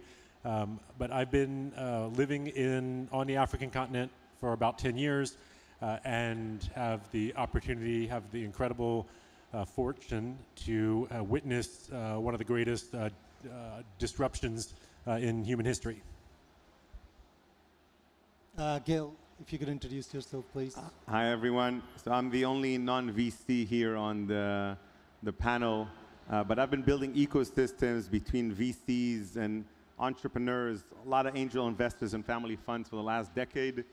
My expertise is really to merge ecosystems. I cross-pollinate around the world as a serial entrepreneur. I know the pain that entrepreneurs have to go through, whether it's in crypto or not, to raise money, to attract investments, to find those advisory board members to support us to grow. And as an entrepreneur who's had a lot of successful failures in my life, I now dedicate my life to 50% philanthropy. We live in Bali and we do a lot of philanthropy work in that part of the world, and 50% to just to serve different community members around the world to help them scale and go global, to help them cross-pollinate between different industries and to help them enter new industries that potentially want to change who they are, and just to really serve and mentor to make sure that they succeed. Hope to talk to you soon. Mo, if you could introduce yourself, please. Hi, good afternoon, everybody. My name is Mo Khan. Mo short, of course, for Mohammed. I'm based in the Silicon Valley. I've been a venture capitalist there for the last 15 years, where I've run 2 separate funds. Currently, I run a small fund, about $50 million, called Nexus Ventures, which focuses on early and the seed stage investments.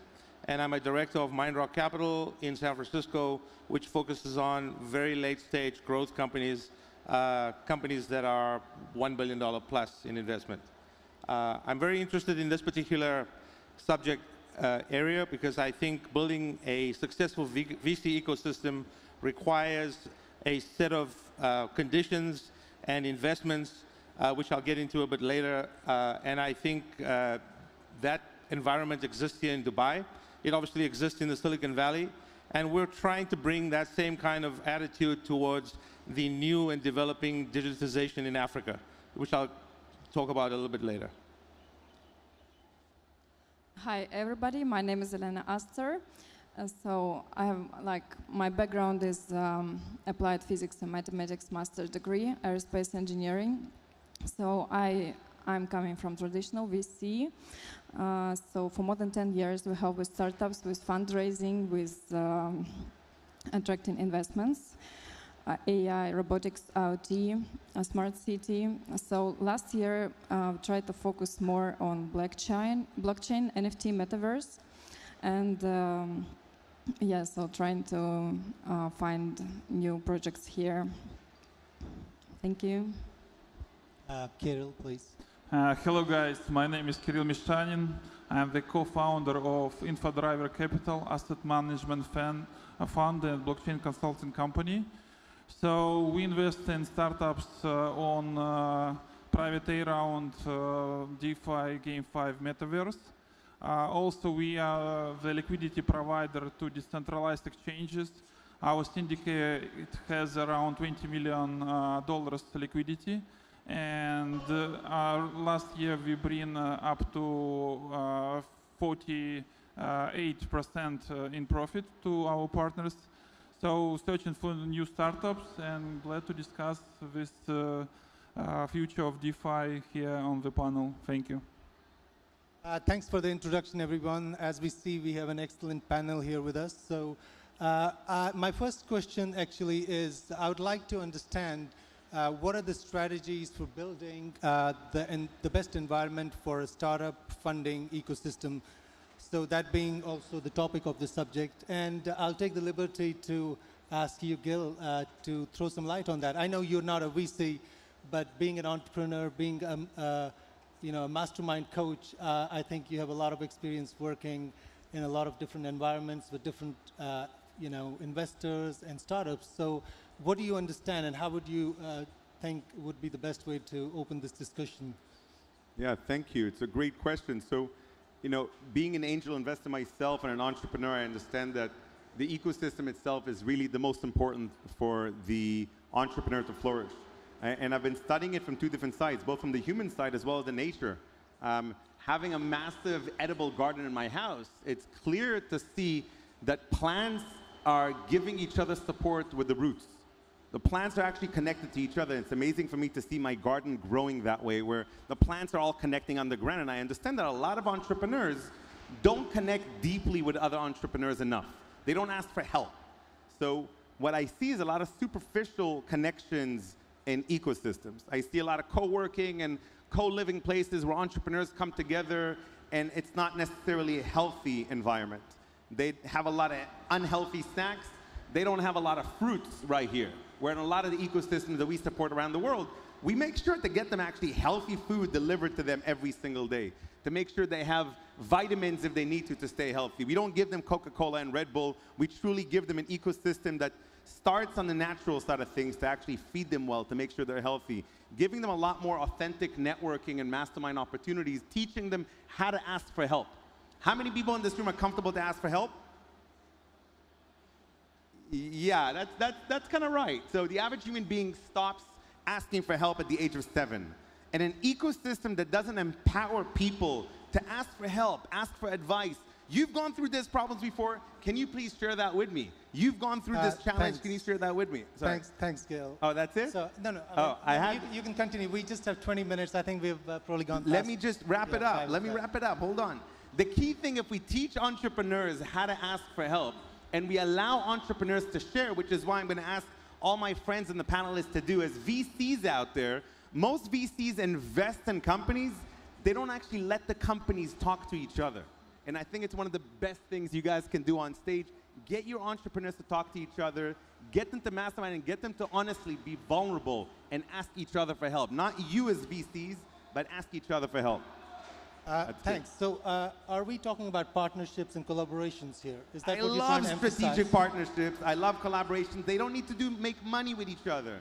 Strategic partnerships is not two entrepreneurs doing money. They're just supporting each other on how to hire the right people, how to not to get screwed over with taxes, how to make sure to get things right, because they're just taking little steps. They're babies. I think you've definitely made a very valid point there, and I'll come back to you with other questions. But I think if Mo, coming from a traditional VC background in San Francisco, I would like to know your thoughts on it, because obviously you worked on a lot of tech startups. I think you've been part of the dot-com boom as well. So what are your thoughts on it? So from my perspective, I ask the question often, so what is an ecosystem? Gil kind of pointed to the right idea, but he was looking at it from the perspective of an entrepreneur. Me as a venture capitalist, I'm looking at the ecosystem and I'm asking, is this working? So let's first define what an ecosystem is. Think about this most simple thing you learned in school, right? About the rain cycle. You have the ocean, the water evaporates, it goes up into the air, it cools down, it moves over the land, it rains, you have rivers, dams, and it runs back into the ocean. That is an ecosystem. Each part works together to make the water go around from ocean to land back into the ocean. So when we define an ecosystem, that's really what we're talking about. Now let's apply that to the startup ecosystem. Companies that are created by entrepreneurs, they look for some money. Now in the Silicon Valley, they find it from friends and family. For example, in Africa, there's no friends and family that can support a company. So that part is missing in Africa. In Dubai, it's different. You have government support. The next stage is investment by the venture capitalists. If you have a developed venture capital market, then that next stage is fulfilled. In certain environments, you don't have that. And you go on through the ecosystem to the point where you exit. Now, this is really, really important because this applies also to Dubai. I go all around the world and I hear venture capitalists speak and they say, well, we invested in this company, it's going to be the next unicorn. And I ask them, so how is it going to become the unicorn? Who's going to buy it? If it doesn't fail, the most likely exit is going to be through acquisition. Have you been making partnerships? Did you start, as Stephen Covey says, with the end in mind? When you invested in this company, were you thinking about where it will exit and how it will exit? So I ask these questions because it points to this larger VC ecosystem. And unless you have that ecosystem thought through from the beginning, and you understand where your company fits and how it will get from point A or 12 o'clock on the clock all the way through 6 to 9 and out again, then you're going to lose out. Because if you cannot identify and figure out your way through that ecosystem, you are unlikely to exit in company. So that's how we approach an ecosystem and decide whether a company is sufficiently equipped to pass through it, or whether an ecosystem that we want to invest in is sufficiently successful in passing companies throughout the entire system. Thank you, Mo. My next question, I would address it to Esther, is how does the role of VCs differ when it comes to investing in traditional startups? I know you come from a traditional VC background, if I'm not mistaken, but how does the role differ to investing in blockchain and DLT, decentralized environment? Sure. So traditional VCs, they should think about long strategy, and blockchain projects, they help to make this like short exits, because if we speak about traditional VC, it's usually like 5-7 years cycle, and I mean, you can make exit in blockchain projects like much faster. It could make you up to 3 years. So I think for each VC, it's very important to combine these strategies and to put more blockchain projects on board. Also, if we speak about like blockchain projects, so tokenomics allows your liquidity, so your investments are more liquid. And yes, so I think if you want to go fast, I mean, it's very important to combine all this together. Thanks. So you're saying basically the token, because of the token-based economies of the blockchain projects, they're different and the exits could be faster? Yes, sometimes, yes. Yeah. Kirill, would you like to comment on that? Actually, my background is quite new in funding. So we started as a consulting company like 3 years ago. I am as the personal manager. I try to raise funds for different startups. So for one startup, we raised 20 million. They failed into 3 years. For one startup, we raised 1.2 million. It failed after 3 months. So the problem which I faced too, once you raise capital, you have like burning rate, which for next round, you finish with your burning rate. you finish your seed round and you doesn't have extra funding to fuel into the vehicle. It doesn't matter how cool is your project or not cool. Probably you doesn't know how to do fundraising. That's why we decided not to collect money for consultant fees from doing pitch deck, whatever. We right now try to help them to list the project, to do market making, go-to-market strategy, connect technology as a syndicate with other similar projects. It helps them a lot. Plus funding. This is our vehicle for startups. So basically, you're saying you don't just act as an investor, you act more of an incubator and accelerator for these projects. Yes, we do not pick up a lot of projects. Right now, we manage around 10 projects, and each of them we have equity inside them, tokens, and we help them in all spheres. Even how to enter this event, I don't have money for the ticket. It's super simple, but for small startups of 10 people with cool project, with nice technique, they want to multiply. And they doesn't have burning rate enough to run the second round. Thank you, Kirill. Gil, I didn't forget you.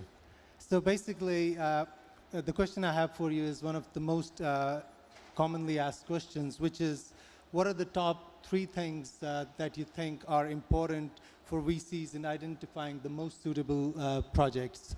I know everybody would say the first thing is the team, and I would like to, us to talk about, besides the team, what are the 3 things that you would think that come to your mind? Yeah, so I would actually definitely not say the team. That's not the most important. The most important thing is, are you solving a real problem? And is it a problem that is massive, right? So we always start with the very first question, which is, who is the customer that you're going after, and what is the pain point that that customer is experiencing? And if that pain point is something that is very tangible and very painful and very significant, we oftentimes refer to it as a bleeding neck problem, because unlike a headache, which the customer might try to solve or might not, if you're solving like a bleeding neck problem, that customer has to use a solution. And if you can bring even a moderate solution, then you're likely to get significant uptake. If you're solving that problem, even if your team is mediocre and your solution is mediocre, you still have a good chance of success. But an extraordinary team solving a mediocre problem is going nowhere, right? So solve the biggest, most painful problem you can find first. And in our particular domain, we're looking at Africa because whereas when we look around the world, we see so many innovations and so many things that are called disruptions that are actually solving, nice to haves. But so many of the challenges that we're facing in Africa are existential challenges, right? The infrastructure there is bad. There's challenges with food distribution, with food security, with water, with sanitation. Core problems. And ironically, there's really great tech solutions to a lot of these problems. One of them being using blockchain to ensure that food that gets to consumers' table is actually healthy and good and is not expired. So you're solving problems like that where people are losing their lives or getting sick. Those are big problems that are worth solving. And when you get those right, then there's big opportunities to scale massively. Thanks. Thank you very much. So I understand that your focus is obviously on social impact in the projects you're No, not social impact at all. I mean, what we're saying that is in Africa and in a lot of emerging economies, that these problems are basic problems. These are not nice to haves, where the utility, so if we're talking in the crypto space, the utilities is much more important than a trading element to it, right? So people that are trading for money and just flipping and there's hype, all of those, all well and good, right? But when you're solving real functional problems, then of course it has a big impact. So you can call it an impact investment, but that's not why we're doing it. We're doing it for capitalist reasons, because the more money that you're able to make, the money is merely an indicator that you're solving a big problem. So the more money you make, the bigger the problem is that you're solving. Thank you, Gil. Mo, would you like to comment on that? Like, what are the things that you look in traditional markets when you, you invest in projects? Yeah, I can echo Philip's sentiment about the team. Teams are important, because even if you have a bad idea, a team can pivot. However, there's one thing that we always look at, and which is usually unchangeable, unless you're Steve Jobs, and that's the market size. You can have a great team and a great product, but your market size is $1 million, and even if you own the entire market, your ceiling is $1 million. But yet you can be, with an okay team, solve a problem in a $200 billion market, and you have less than 1%, and you've got a significant company. So there's one particular area, and that is definitely the market size which you can address, which is fundamental to how we evaluate companies and whether we will invest in them or not. Thank you. My next question, I'll jump to Kirill there, is in the current markets, do you have any focus within the blockchain space in terms of NFTs, DeFi, metaverse? Because obviously this space is constantly evolving, and obviously there is some hype-driven things happening, but also we see a lot of things are changing. Last year we were talking about NFTs, and now everybody's talking about metaverses. So does that change your priority in terms of how you would invest and what you would invest in? Yes, as I mentioned before, our focus is DeFi, GameFi, and Metaverse. But we do not deal with projects who do images just for images. We invested in protocols who make ecosystem for digital artists, or who have value with connecting with some finance tools. For example, you could connect your NFT to a launch pool or liquidity pool. Plus, good to have some charity projects if you automatically connect your profit from selling NFT into any charity. It's the most important right now till nowadays. So those type of products we are interested in. If you have really cool tech, so we are welcome to check your project and invest ourselves or as a syndicate. Thank you, Kirill. Esther, I have a question for you. So earlier when I was speaking to you, you said you're coming from a traditional VC space and you have not really invested yet in the blockchain space. So what do we need to do, if that statement is correct, what do we need to do to motivate you to start investing in crypto and blockchain projects? Because I'm sure there's a lot of people here who have excellent projects that would want investments. Yes, now I'm so excited because there are so many activities in Metaverse, and like every day I connected with the new people, they send the projects, and so also I help like Neom with this technology expertise. They also want to build their Metaverse and digital avatars.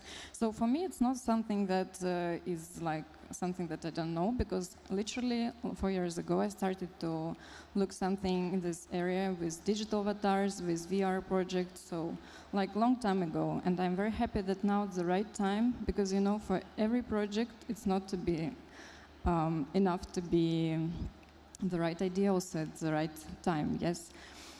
And after Facebook invested in Meta 10 billion, so the trend is super exciting. So yes. Does that mean we should be looking forward to you investing in this space soon? Sure, yes. And Mo, coming back to you, you're also the director of MindRock Capital, but you come from a traditional VC space. Now, is MindRock Capital focusing on blockchain, or is also traditional? So MindRock Capital, which is based in San Francisco, focuses on very high growth late stage companies. So we invest across the board. So we have investments in SpaceX, Kraken. So we are agnostic to any particular kind of technology. We just invest in companies which we believe will provide the best returns for the investor. So for example, we invested in SpaceX at a $40 billion valuation. And SpaceX today is at 100 billion, probably closer to 200 billion. So the investment return for our investors is substantial. Very similar to investing at a very early stage, where you would put $1 in and get $10 out.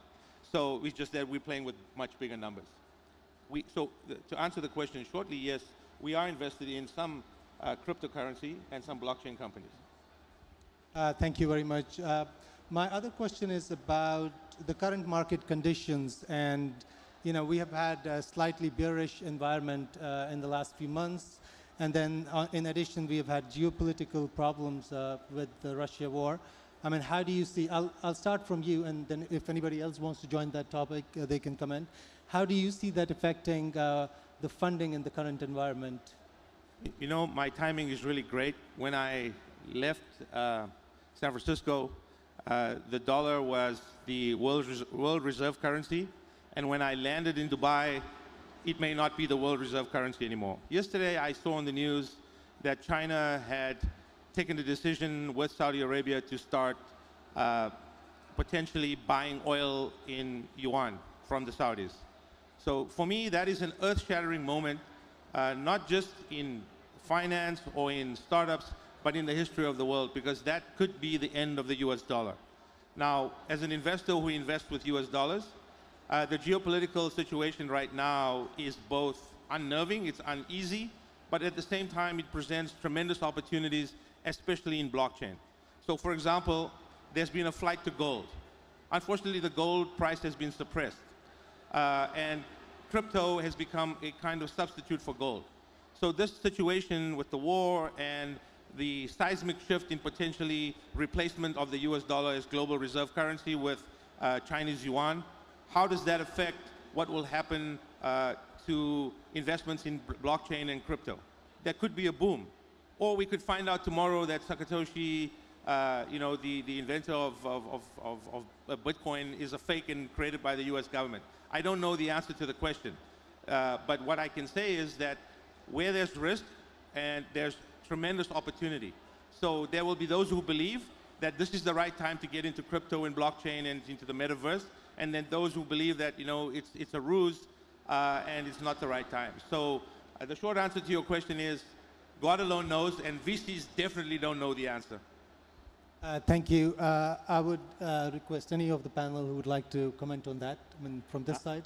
I'll comment not as politically and beautifully as the gentleman said, but I would say that now, at least in our communities, we see a lot more young investors coming in with $500,000, $1 million of liquid money that they need to put somewhere because they can't put it where they used to put it. We see a massive community, a new community of Russian people that have just arrived in Dubai, for example, and we see it also in Bali, with lots of cash flow, and they're ready to invest, and they love crypto. From the data that we've received, I used to live in Russia for 10 years of my life, married to a Russian woman. It's amazing to see how one of the biggest countries in the world suddenly has a second currency that is crypto. And it's a lot of people that just went on. So in this industry right now, it's much easier than ever before, at least in our community, to raise money. In the last few weeks, every single company I know has managed to raise $2, $3, $5 million, initial seed round to get things going. It's maybe not at the VC level that you guys are helping, but to get things going, it's really helpful. So I think everything that's happening in the world is an incredible transformation. And we need more of you ladies, please, to stand up. I'm supporting a lot more women in the crypto space. We need a lot more women there that are the founders, not just standing there and helping out with flyers, please. So I support a lot more women in leadership right now. It's my main message during my week in Dubai. Please, ladies. Yes, make some noise, ladies. Thank you. Yeah, we need you. Certainly, yeah. I would absolutely echo that with respect to women stepping in. But it's not really about just gender. It's that there's a focus on, as Steve Blank would say, don't fall in love with the solution, fall in love with the problem, right? And there's a tendency to get too sucked into how cool your tech is and the elegance of the thing that you built, or how fast it is, or how clever it is. But keep focusing on the problem that you're trying to solve for. And this is why we keep going back to these kind of emerging market stories, because there you see, people that are sending money from one country to another country have been doing it for long periods of time. Long before blockchain was ever around, they were able to solve the problem. Now, if you can solve the problem faster, better, cheaper, then that's amazing. But don't worry, don't focus so much on the tech. Focus on what benefit are you bringing to the customer?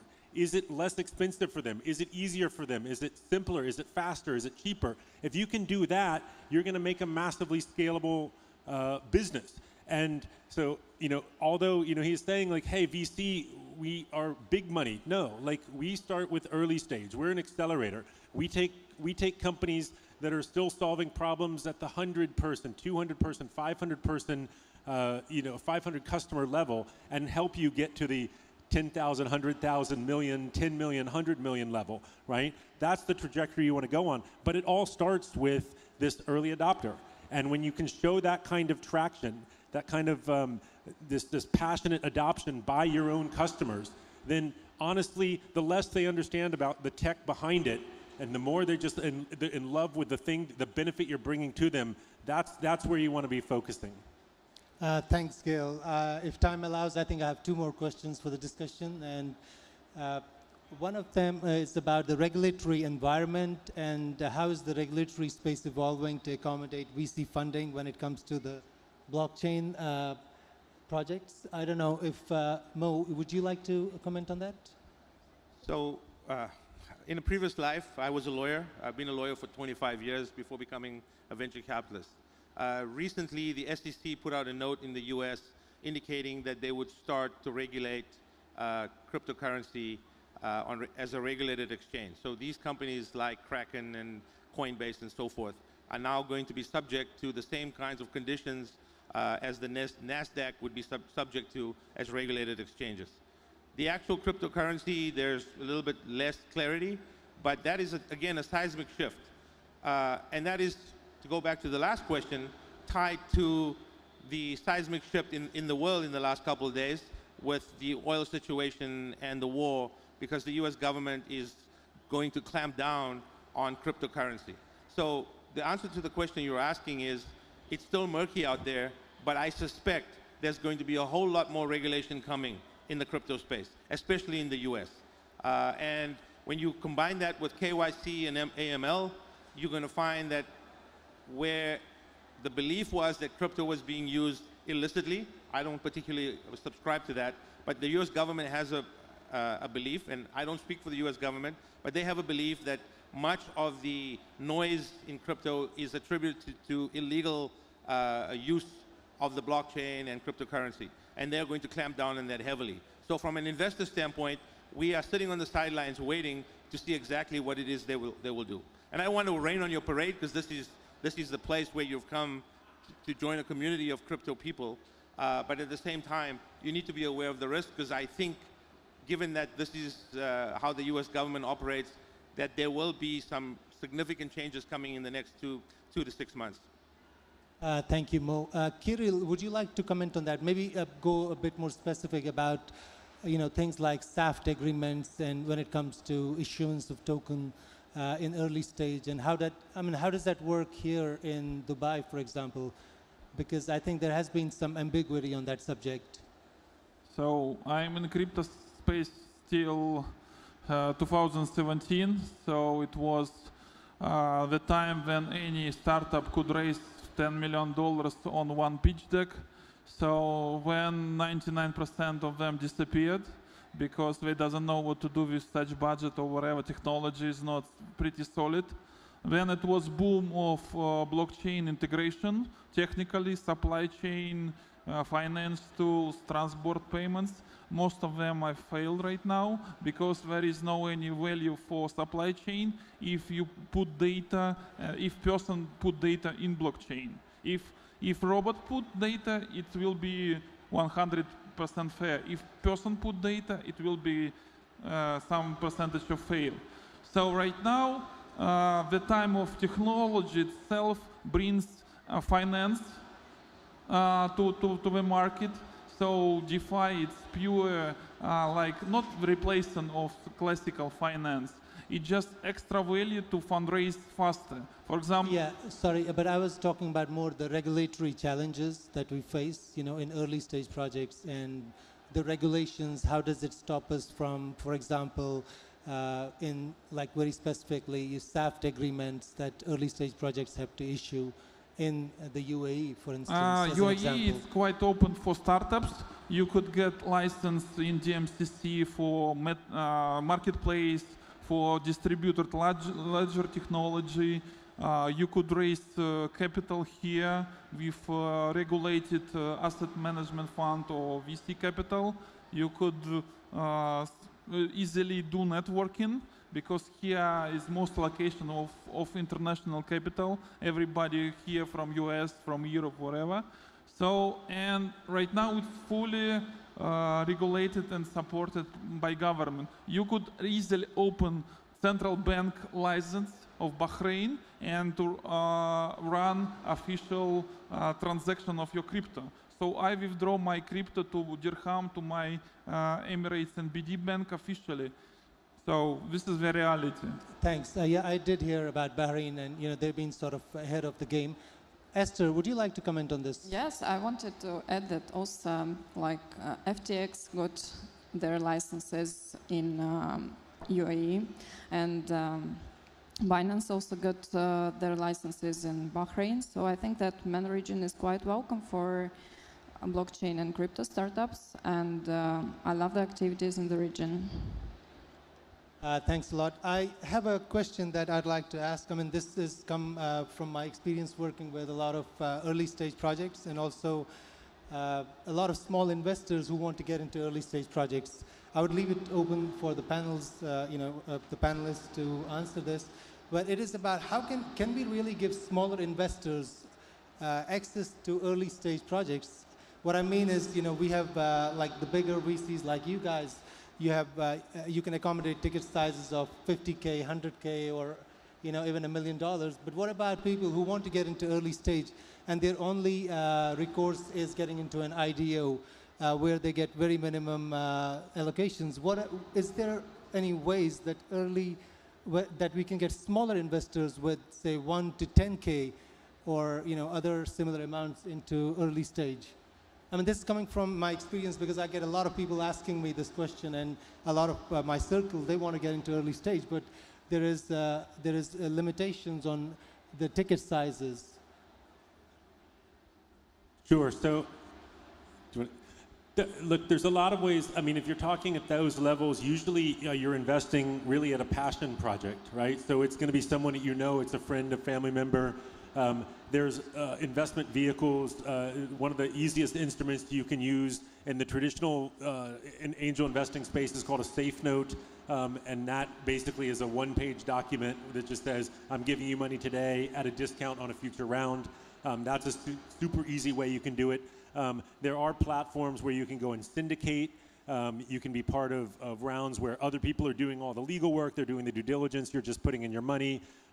There's crowdfunding, equity crowdfunding platforms like Seedrs in the in the UK and Europe and others. So there are a lot of those things, but the best thing to do if you're at a small level like that, really is just to go to people that you know and trust, that you want to stake and you want to believe, or you want to support their vision, their passion. And that's how you can get into it. In most every community around the world, there's angel investor networks. So you can go and you can join angel investor networks, and then you're going to learn from other angel investors how they do it. And that's a great way to kind of start your investing career. Thanks. I would completely support the networks, and I believe these days there's so many masterminds that are being set up around the world where a group of investors would just come in together, 10K each, and they'll invest 100K, 200K together on a lot of these companies out there. So looking for the right community to join or creating a mastermind. I've helped create about 200 masterminds around the world, and it's amazing to see that these entrepreneurs or these corporate guys that have a job and it's not something they want to focus on, but they want to start experimenting. They want to build trust. They want to build knowledge. I've only been in crypto for less than a year, but I've gotten into it because I've partnered up with people who know a lot more than me, and they did the due diligence. And it's easy because we did it all through masterminds, so there was a lot of trust that was built within the group itself. Thanks, Gil. I don't know if anybody else wants to comment on that. I guess we have ran out of time here because the organizers have been very generous to us. Yes. Thanks a lot to the panelists, and I think again I would like to say I'm very impressed that there are so many people here on the last day of the WOW Summit. It's very impressive and gives us all hope, and thank you very much for listening very patiently to this discussion, and I'd like to see you again soon. Thank you. Thank you for having us. Guys, if you want to cross-pollinate and do some strategic partners, come and catch me later. I'm new in Dubai, but I want to connect with you guys.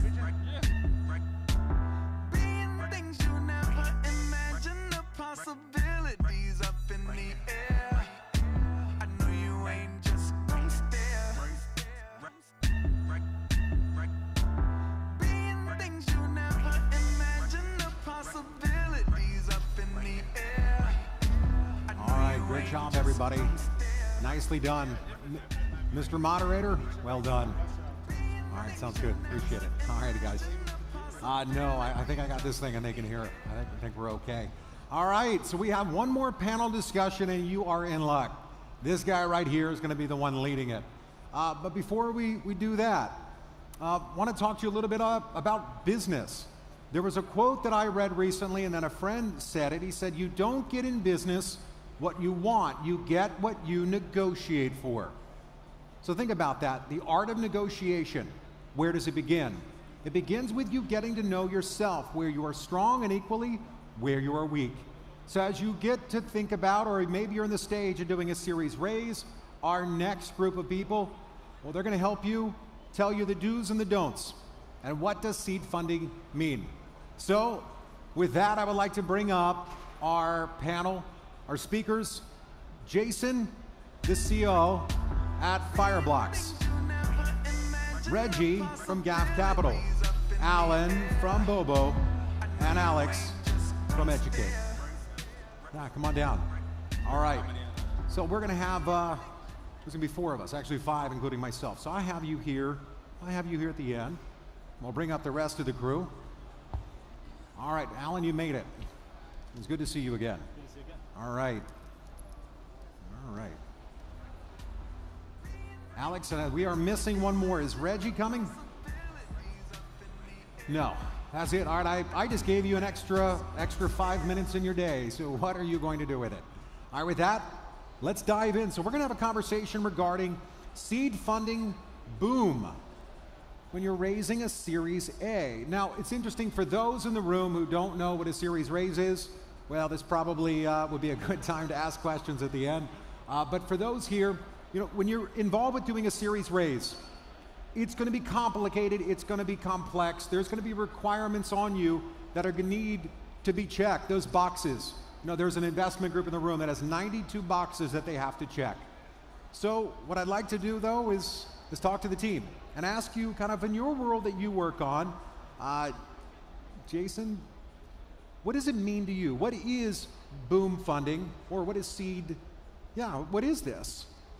Yeah, that's a really interesting concept, boom funding. So at Fireblocks, when we think about what is it we want to achieve and where do we want to be in the marketplace, we don't talk about winning against the competition. We talk about absolutely outpacing the competition. So we don't just want to win, we want to win like Lewis Hamilton wins.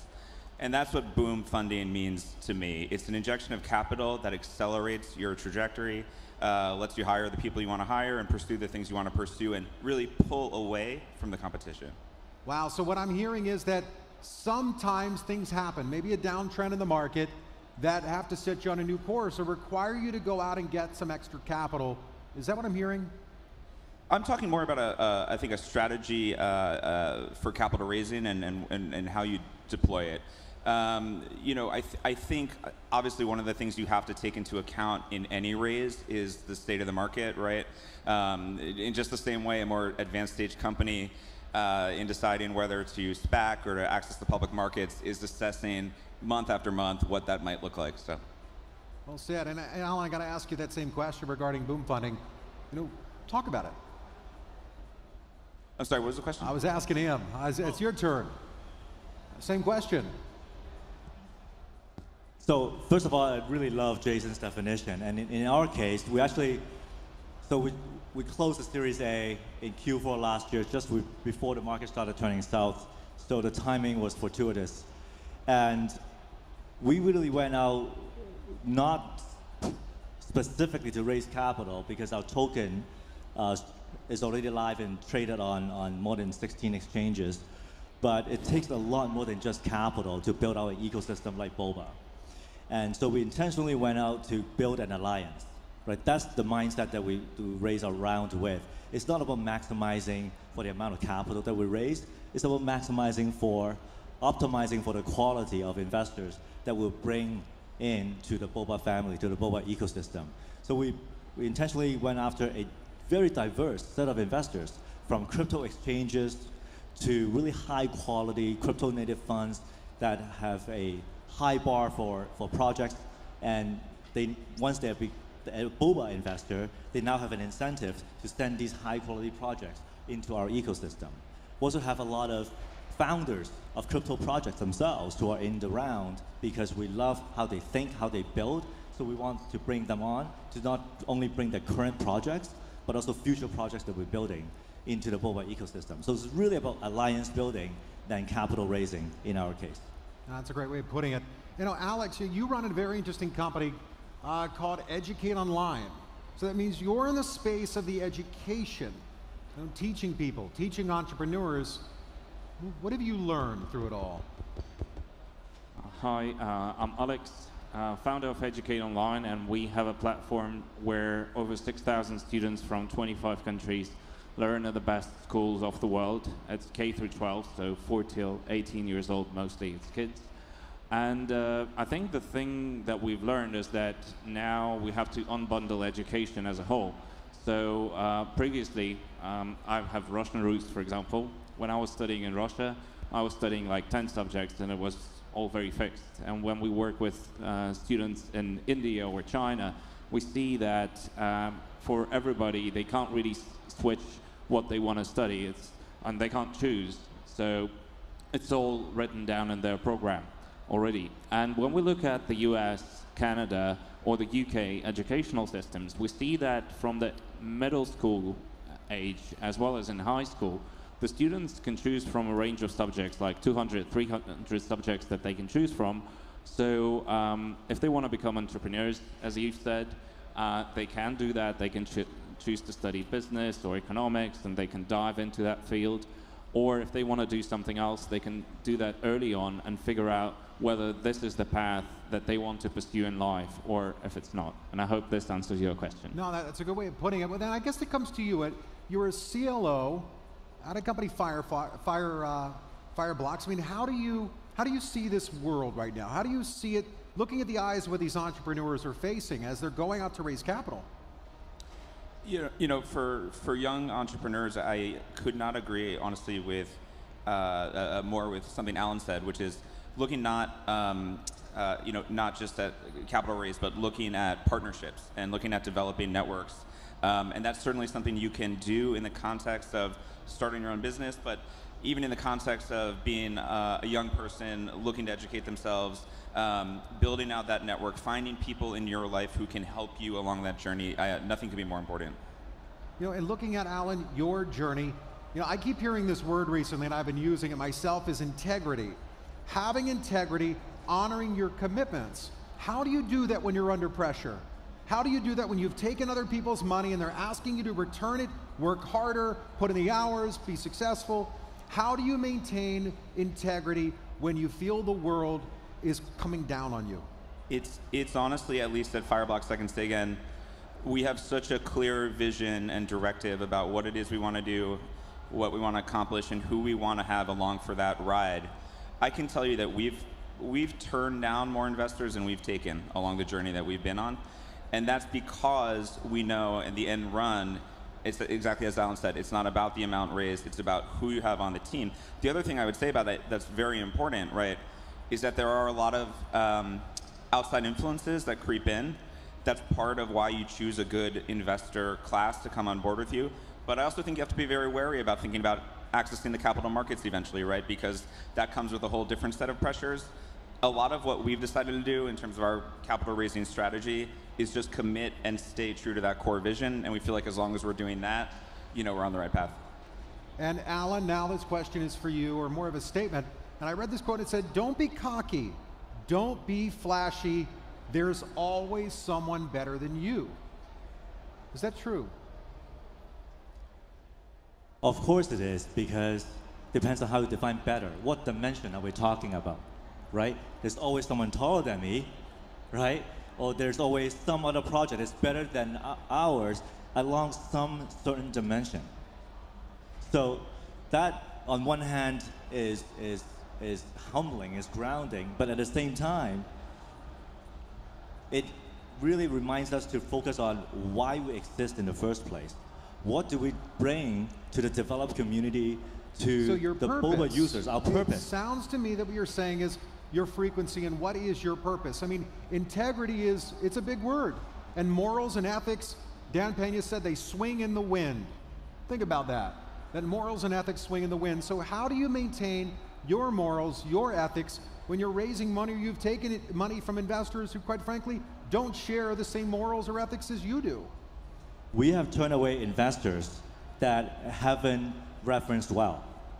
And while, it's not about the capital primarily to begin with, and regardless of how flashy or incredible the brands on someone's resume or the web page is, if they don't reference check well, you got to pause and ask yourselves, is this name we want to be associated with for the long term? It's very difficult to get rid of an investor. It's easier to get a divorce than to get rid of an investor, if you think about it. Did you hear that? Getting rid of an investor is harder than getting divorced. Why? Why? Let me ask that of you, Alex. Why? Why is it so hard to get rid of an investor? Isn't it easy to go to them and say, I know we agreed to a deal, I know I signed a deal, it's just not working out, and quite frankly, I don't like you anymore. Can you do that? I mean, if you have a company that's growing, and I think those that are today on the panel have certainly that case, and that's good, there's always the secondaries market that can help you buy somebody out if you don't like them for one reason or the other. But at the same time, I guess the entrepreneurs are faced with always a choice, like, do I like this person? Would I like to work with them? How much money can they give me? Or same with VCs, same with funds. So it's always a question like of finding the friendly type. And everybody's different. Somebody's more techy, somebody's more salesy. There's many people out there, and you can always find somebody who's a good match for you. But sometimes you'll be faced with a question whether to take the money from that person if you don't like them, so to say. And I would advise just not to do it, because it's not a marriage, it's a partnership. A partnership is all about common goals, common vision, common objectives, and it will take not only money, not only bitcoins or any other currency that you're going to attract. It will take a lot of work together, and you have to be aligned from day one. And I remember when we were raising the first big round in 2020, so I saw a lot of investors who didn't believe in our idea. And back in the days, I was very sad about it. But now I'm very grateful for the fact that they didn't join us, because those that did actually helped us, and they saw our vision, and we don't need to divorce them at all. And honestly, I never want to be in a position to divorce my wife or divorce any investor. But once again, the secondaries market is there in startups and in the field, and there's no real secondaries market when it comes to marriage. Great way of putting it. And so on your side, and kind of back to the question of integrity and setting up your own system of things you will and you will not do, how do you do that when at times you feel desperate? Maybe the idea, while it was a great idea, you didn't know how to pivot. Do you quit? Do you give up? Do you bring in a co-founder? When is it smart, when is it right for you to acknowledge, I don't know? I think integrity in a business context, right, has a lot to do with the parameters you've set for yourself. And I don't think there's any, I like the word you use, Ed, because I think there's, the connotations around it are the right ones. In business, you pivot, right? In life, you don't pivot from your moral compass, right? You tend to deviate in ways that are not great. But in business, you do have that luxury. So I think you define a plan and you define the parameters within which you want to act. What is it that Google says? Do no evil or do good, right? And then you try to execute from there. And if you have to pivot, you pivot. Alan, this is your turn. Having intellectual honesty is key in answering that question, to pivot or not pivot. And you apply intellectual honesty two ways. One, looking at what you're currently doing. Have you run enough experiments to validate or invalidate your hypotheses? Is this still truly a viable idea? And you also apply intellectual honesty towards a potential direction you're going to pivot into. Have you collected enough data to make this switch? If not, what is the lowest cost, fastest way in collecting these data points that can help you make that decision? And it's hard because psychologically, the sunk cost effect has a huge pull. We tend to want to be consistent with our past actions. So if we've invested a lot of effort in making something work, we tend to want to convince ourselves that it is going to work. But sometimes that's just not the case.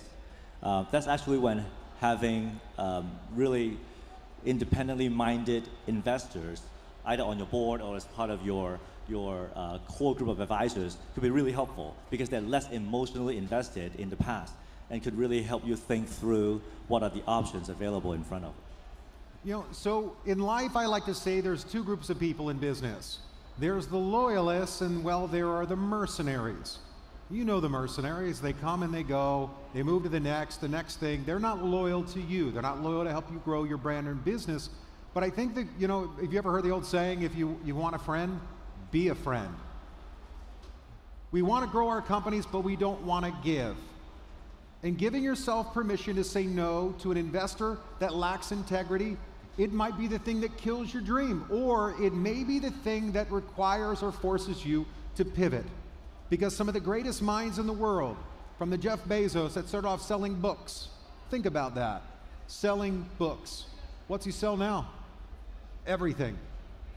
Listening to your customers, creating relationships with them, it starts with getting to know what is your brand and what does it stand for.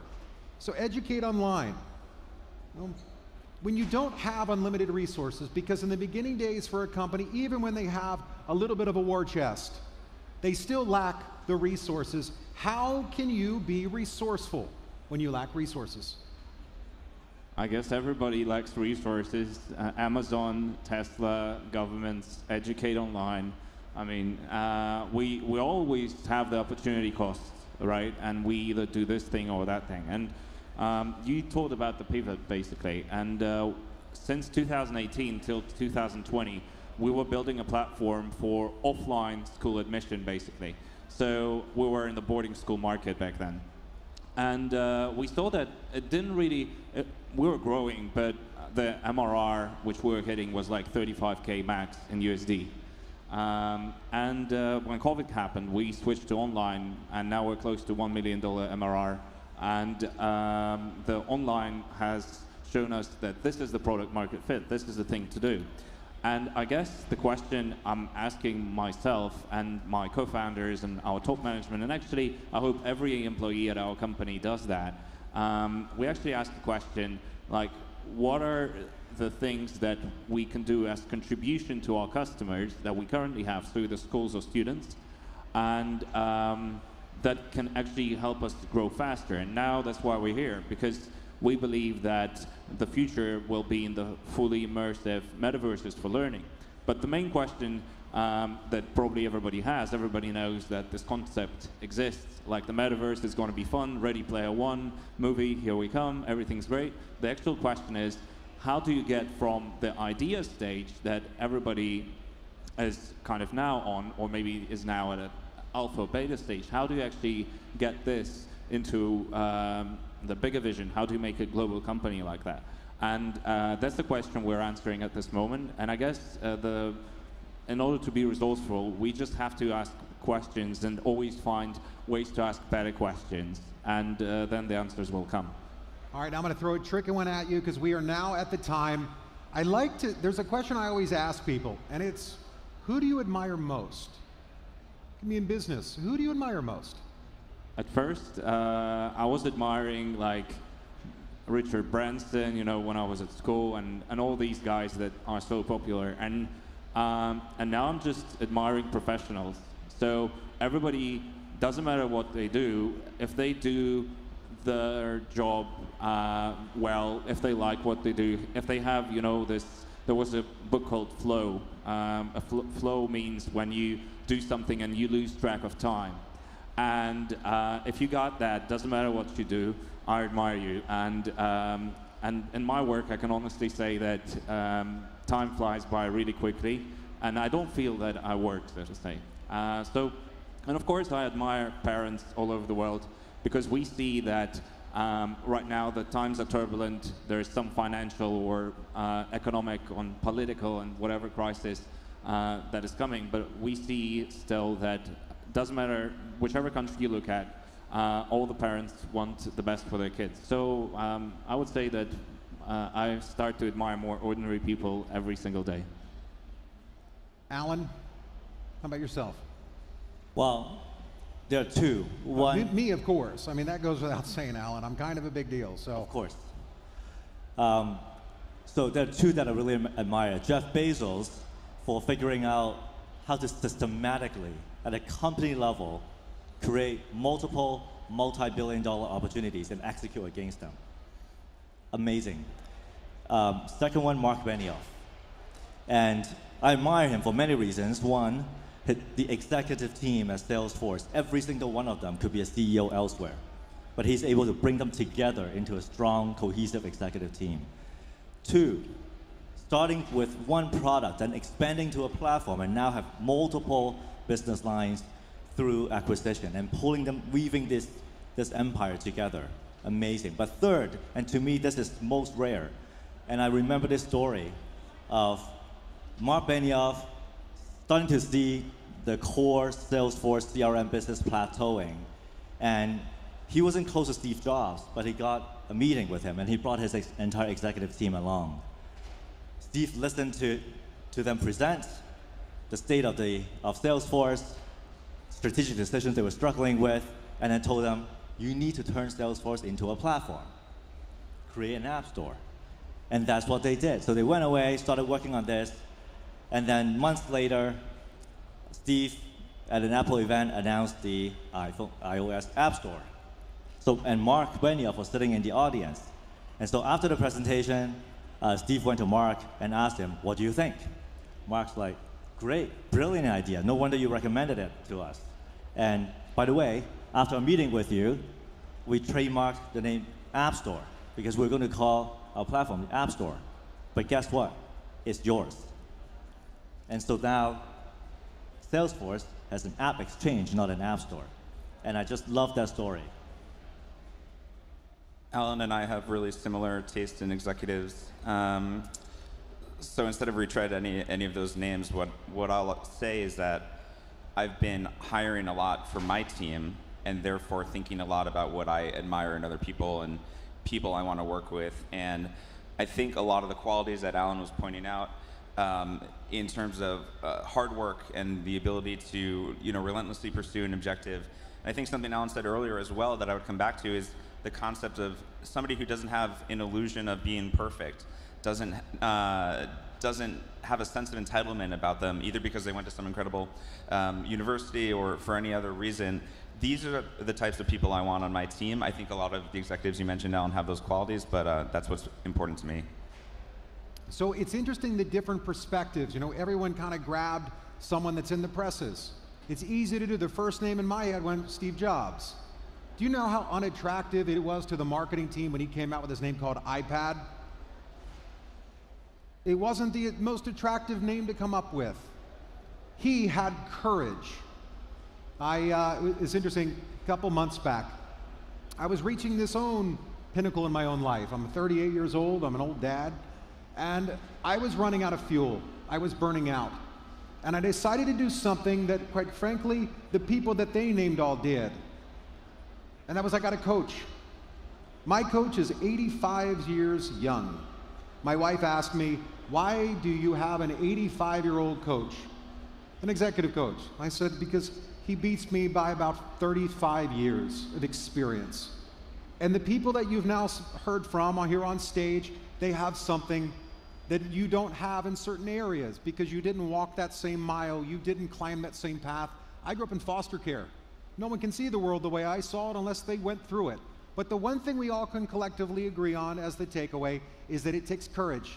And it does require you to make a determination of what is your integrity, who do you value, what are your priorities, and ultimately, what do you want your business's legacy to be?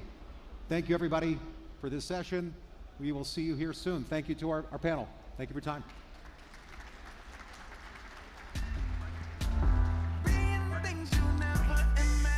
Great job.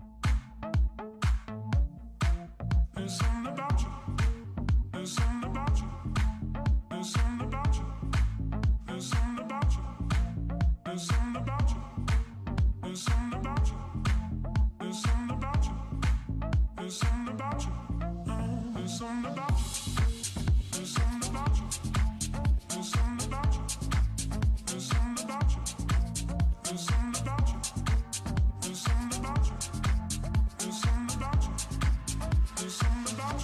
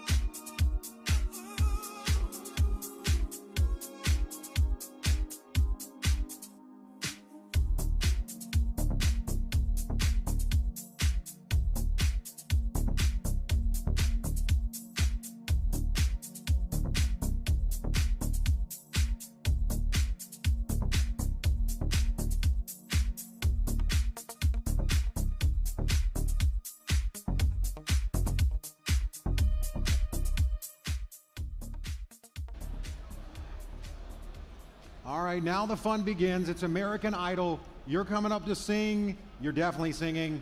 And over here, all right, come on up. No, now it's the fun part. Now we're going to talk to 14 companies, and they're going to tell their story. Now, I think we like to refer to the word as pitching. They're going to pitch. I go, no, they're ultimately going to tell their story. Now, for those of you that have come in recently, you don't really know my story, and who am I? I am kind of a big deal. I'm here on stage. But my beginning days, my first job, my first real job, like actual paycheck job, I was a busboy. I was about 15 years old. Now I'm a 38-year-old man. I am the head of Forbes Crypto for Monaco, Belgium, and many other countries as the crypto editor there. I tell stories. I help get companies ready because you only get one opportunity, or do you? You know, many times we rush it because we don't know the right questions to ask. I would tell you today, as you hear these 14 companies tell their story, what is your own story? Today, a friend of mine is here. Her name is Anu. Her company is called Sheconomy. She empowers women to tell their story. Going back to the question, when we hear them tell theirs, and some of them are going to be really, really nervous, I'd ask you, take notes, learn. We learn from others. Success leaves clues. Now, our judges, I'll refer to them as mentors. It's a safer word. Our mentors this evening, there's going to be a couple of them. I'm going to ask them if they're not already here to come sit in this fancy table. Arif, I don't know where you are, but Arif, come on down. You are the next contestant. Hassan, I call him too. Hassan, Art, Alan, and Yuri. And now who are these 14 lucky companies? I don't know, but my good friend Nadira does. Nadira? Things you never one more person. It is going to be Jason Allegrant. So Jason, an extra juror.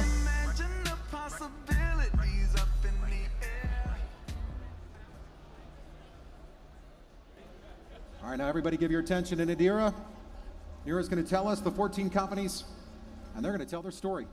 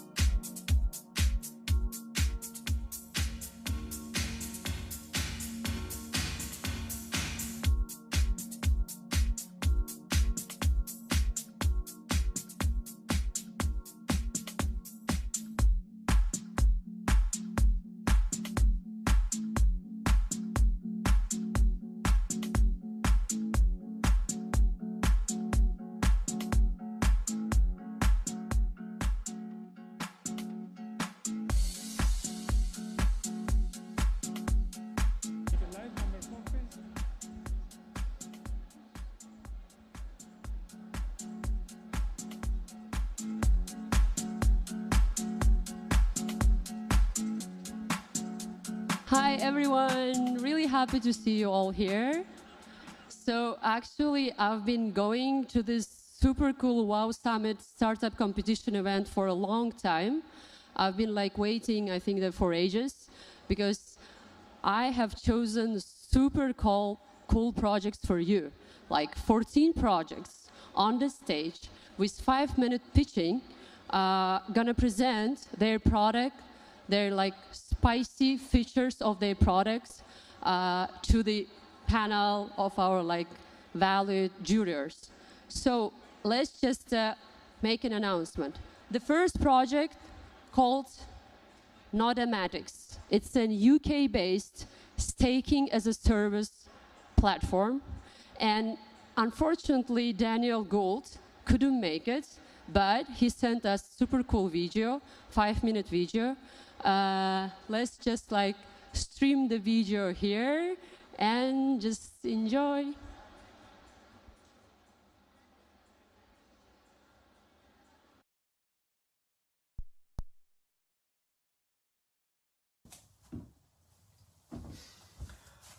Greetings everybody, and hello from not so sunny London. I have to confess, this is an ad-lib version of a carefully scripted, rehearsed, and recorded, frankly, endless times pitch that I and the team prepared. But having viewed the initial results, I realized it's just too wooden, and so I said to my marketing team, you know what? Let me just ad-lib this and try to put across the excitement that we feel at Nodematics about what we do, why we do it, and where we see Nodematics and its growing product suite going in the near future. So I'm going to tell you about what Nodematics is, why we established Nodematics, we being Andrei and I, my co-founder and the CTO, who's there with you right now, and he can tell a lot more technical detail about the IP that we're very proud of to have built internally at Nodematics.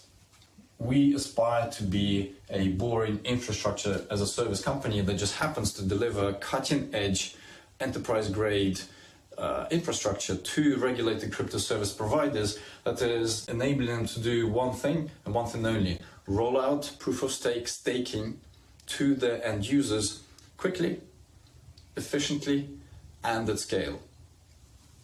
Why did we decide to focus on this particular niche? Now, Andrei and I saw two important theses developing. Thesis number one, institutionalization of crypto.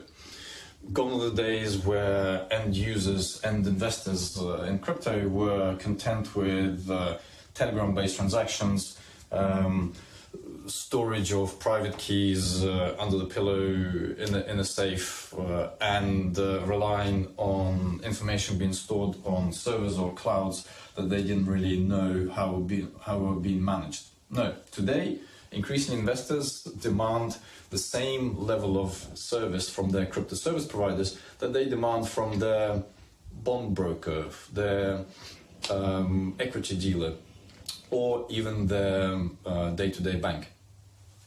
So thesis number one, institutionalization of crypto.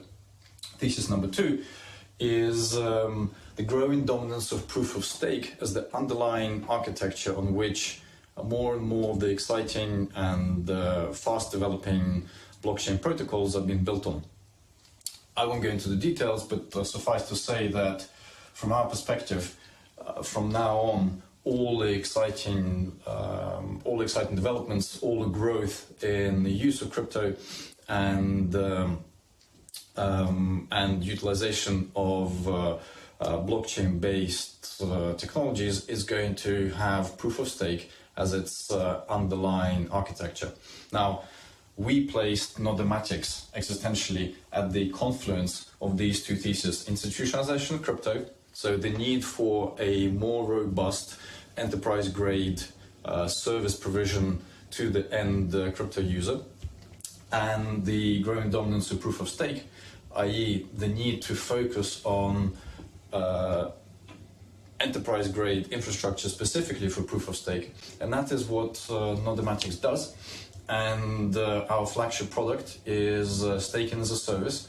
It is a flexible, fast-to-market, and extremely scalable product that we offer to crypto exchanges, crypto custodians, and brokers that want to offer staking solutions to their end users.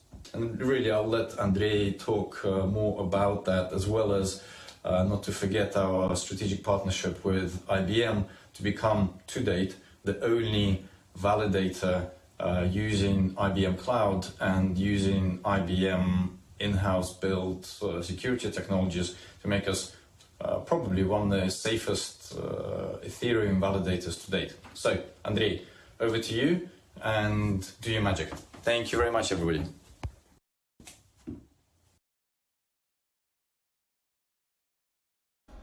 Evgeny Mishin. All right, the judges are going to have a challenge here because it's just going to get better. The next company we have to pitch is also going to be a video, Graphirex. Now they're focusing on a crypto wallet, making it extra secure. Evgeny Mishenko, the founder, will be the one telling us their story.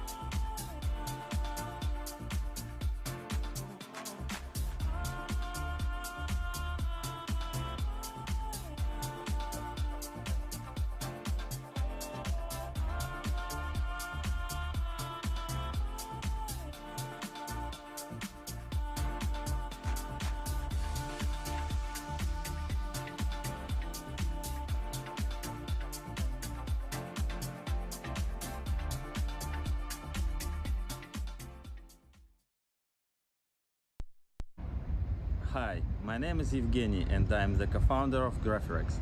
Our team is professionally versed in payments, blockchain and secure communications. Graphirex is an end-to-end encrypted messenger built on Signal protocol with a built-in crypto wallet. Our main goal is to create a secure, functional and easy-to-use crypto-focused super app. And as a secure messenger is the best foundation for that. Every day we chat and call each other, send and receive money and make purchases. Graphirex allows doing it on a single secure platform. Now we all understand that crypto has become a part of our life and more people join the crypto society. Graphirex will allow its users to bridge the gap between fiat and crypto. When we talk about communications and money, the main things we are thinking of is privacy and safety. With Graphirex, you are in a safe place. All your data is encrypted. By the way, you can conveniently send crypto to your contacts via contact book directly in a secure chat. Some crucial words about compliance requirements. Using crypto isn't possible without compliance. That's why we implement all necessary compliance modules in the Graphirex wallet. In addition, we are developing a secure storage and crypto protocol for the safe and secure storage of digital assets. Graphirex recently secured a round of investment for 800,000 euro and we will start developing a new roadmap in March. Within 6 months, the functionality of Graphirex will be significantly expanded.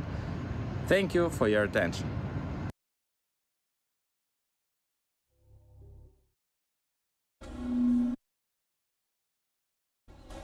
All right, judges. Well, we've got 2 down. We've got, if I can count, that means 1, 2, 3, 4, 5, 12. We have 12 left. Next up, we're going to have a cool company called Hai, and they focus on a social network. And their founder, Renee Morgan, is going to tell us their story.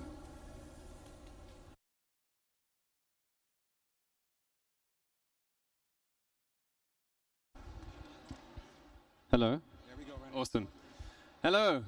So, I'll be presenting something a bit more different to what you've been used to for the rest of most of this afternoon. We don't have blockchain, we don't have NFT, we don't have metaverse, but what we are doing is digitizing the city and the people that are living in it. Some of you might already be on our platform. Hi, the social network for your neighborhood. Now, we've seen Facebook digitize the social experience, LinkedIn digitize the professional experience, but what we have not seen so far is the digitization of the neighborhood experience, which is arguably one of the most important communities in our lives, and that's exactly what we're doing. So, in these big bustling cities such as Dubai, we've seen a major communication gap within the neighborhoods. And if you think about it, you know, we are connected in so many ways with so many people, yet ironically, the only people we're not connected with are those that are physically closest to us. Neighbors feel disconnected from their local community. Local businesses are unable to reach the customers that actually matter to them, which are the ones right around the corner. And community managers don't have an efficient platform to communicate with their residents. But the solution is simple: a hyperlocal social network for neighborhoods. I'll run you through an example you might be familiar with. Meet Simone. Just moved to Dubai, selects and signs up to a neighborhood on the Hai application, verifies her address, and can now instantly connect with everyone and everything around her. She can also reach out for support, local recommendations, or simply if she's looking for a new gym buddy. What's also quite neat is that she's got access to all discounts and local offers in her immediate area. Now, you might have seen this as well, get this feeling. Why we're so excited about this product is the exponential scalability factor. Simply because everyone is a neighbor. This product can cater to virtually all demographics in all markets. And this is the wrong slide. All right. Neighborhood applications have been trending globally. Let's take the example of Nextdoor in the United States. Only recently listed itself on the New York Stock Exchange at a valuation of $4.3 billion US. And then we've also got our South Korean counterpart, Danigan Market, valued at $2.7 billion. And that makes us so much more excited for our own local neighborhood the MENA region, which is an untapped market of $4.3 billion US, with HIE being first mover in this space and rapidly scaling through it. Now, we've seen exciting early growth of verified neighbors, all grown organically before we've even started our marketing campaign, which we're about to kick off in a couple of weeks, and it'll see our user growth skyrocket to around 100,000 users by the end of summer. Now, let's talk about our revenue model. So, as you know, with social networks, the network enables revenue. And therefore, it will always be free for our neighbors. And our main monetization channel will be through hyper-targeted marketing opportunities for local businesses and corporates alike. And with this sort of all-in-one application, so many more added channels of revenue present themselves, which we're very excited to tap into in the future. Now let's talk about our team. Besides being born and raised here in Dubai and having a direct emotional connection to this problem, we're also a healthy mix of professionals from various backgrounds, such as sales and marketing, finance, and software engineering. And yeah, our CTO even is from Kareem, ex-architect and team lead at Kareem and various other startups. And it was of vital importance in our previous funding round that we onboard strategic investors that can help us scale through the local MENA region. You might be familiar with the names of Falak in Cairo and the Mohammed bin Rashid Innovation Fund here in Dubai, and we've just started fundraising for our Series A. So I welcome you to join us today here and join our journey of connecting the MENA region one neighborhood at a time. Thank you very much.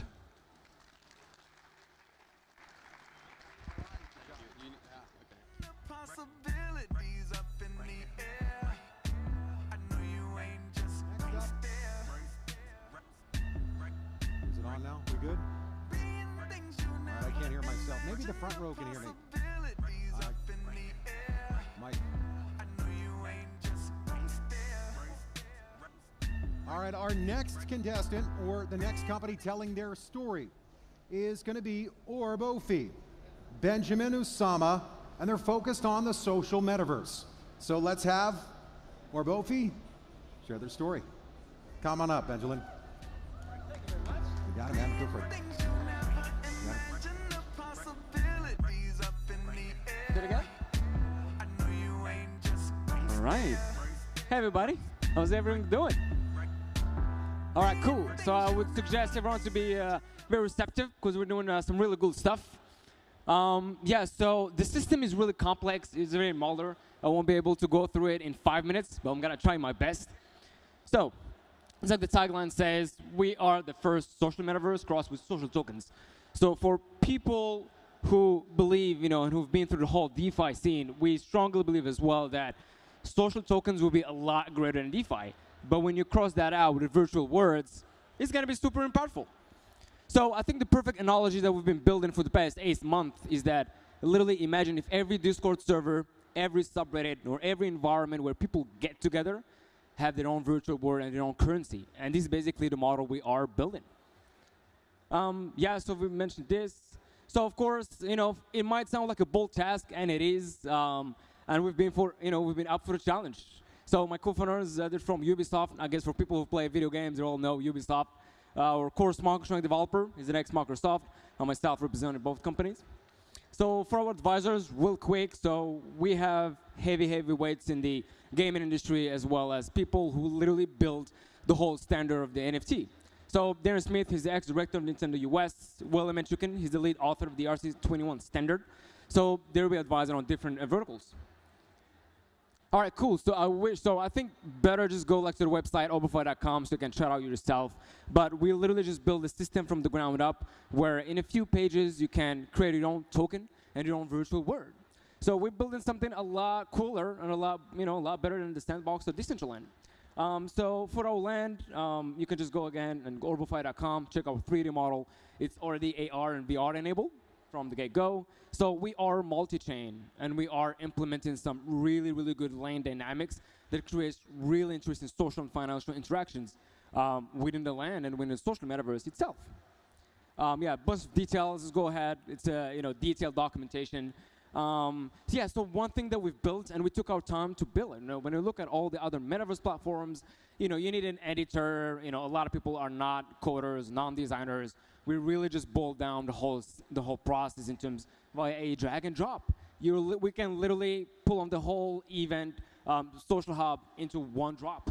And everything is modular. You can create yours, upload it, mint it as an NFT, just sell it or place it in your own land. All right, cool. So one thing I'm pretty sure you all think about, all right, how we are different. So we're different in multiple elements. But the first one is that we are implementing a whole new layer of incentives in a circular economy. And basically, it's one of the problems we are solving, incentivizing communities and also participation. And this is basically the role of social tokens. All right, cool. There you go. All right, so these are a bunch of differences. You can take your time with it. So in terms of aesthetics, you'll see that it's a lot better. All right, cool. So I think we can just, anyways. So some of the stats we have currently, because we are conducting a creator program, and we have so far a pretty cool ecosystem of designers, 3D environment artists, that are coming from AAA gaming companies, and we're basically building the largest army of 3D environment artists. So I would love to go straight ahead to the use cases we are onboarding. So, and this is really important in terms of how we are positioning ourselves from the get-go. So I don't know if you guys, know Barstool Electric Feel, but I would love to serve to Barstool Sports. So basically, we're working with them in terms of building their own virtual world, and that's how we are positioning ourselves. We have a really strong network when it comes to brands and IPs. You'll be really surprised. But yeah, so this is how we're starting. Maradona, so we talked to the guys owning their own IP, so we're having a whole Maradona virtual world. Electric Feel, owned by Post Malone. Literally, they did like 250 billion streams. So we're giving them like a whole district, and they will be bringing all of the artists. So it's going to be really powerful, and we're just super excited. So our products, you can just like take your time and check that out.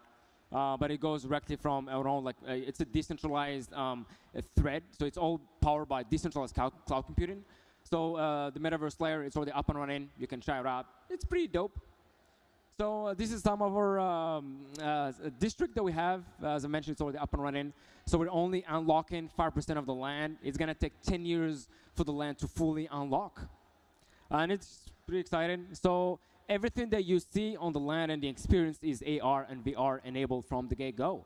So every NFT, so we don't deal with 2D JPEGs. All right, cool, so enough time. So I think, part of our go-to-market strategy, we're just going first with brands and communities, and we're only onboarding top ones. Token utilities, I think here for people who are interested, you can just talk to me. But anyways, we are talking to the biggest funds in the space. One latest news is that, should I go? One latest? Yeah. So one latest news that we just got accepted in the Binance Labs incubation program process. So we had our first interview, and we're going forward. But all the top funds we're talking to them. So it's super exciting, and it's good. Cool. Revenue and everything, you can take your time. Just come talk to me later on. But we're doing something really cool, and you'll be hearing about us a lot more. Cheers, guys. Thank you, man. Nicely done. Wow. You did it. Great job. All right. Cool. All right, so for those of you that are taking count, we are now at number 5. AMP ear and a focus on financial services. Let's bring up Dimitri Gunsberg. Dimitri, wherever you are, come on up.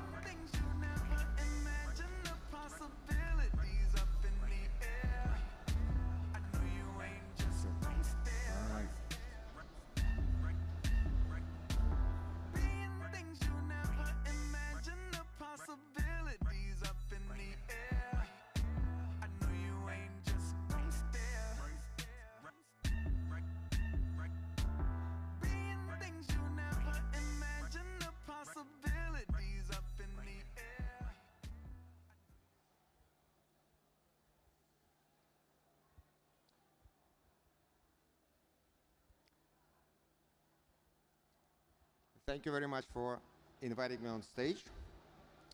It was brilliant speeches of the previous guys who presented. I'm not such a great speaker probably, but I'll try to introduce the project that we're currently working on.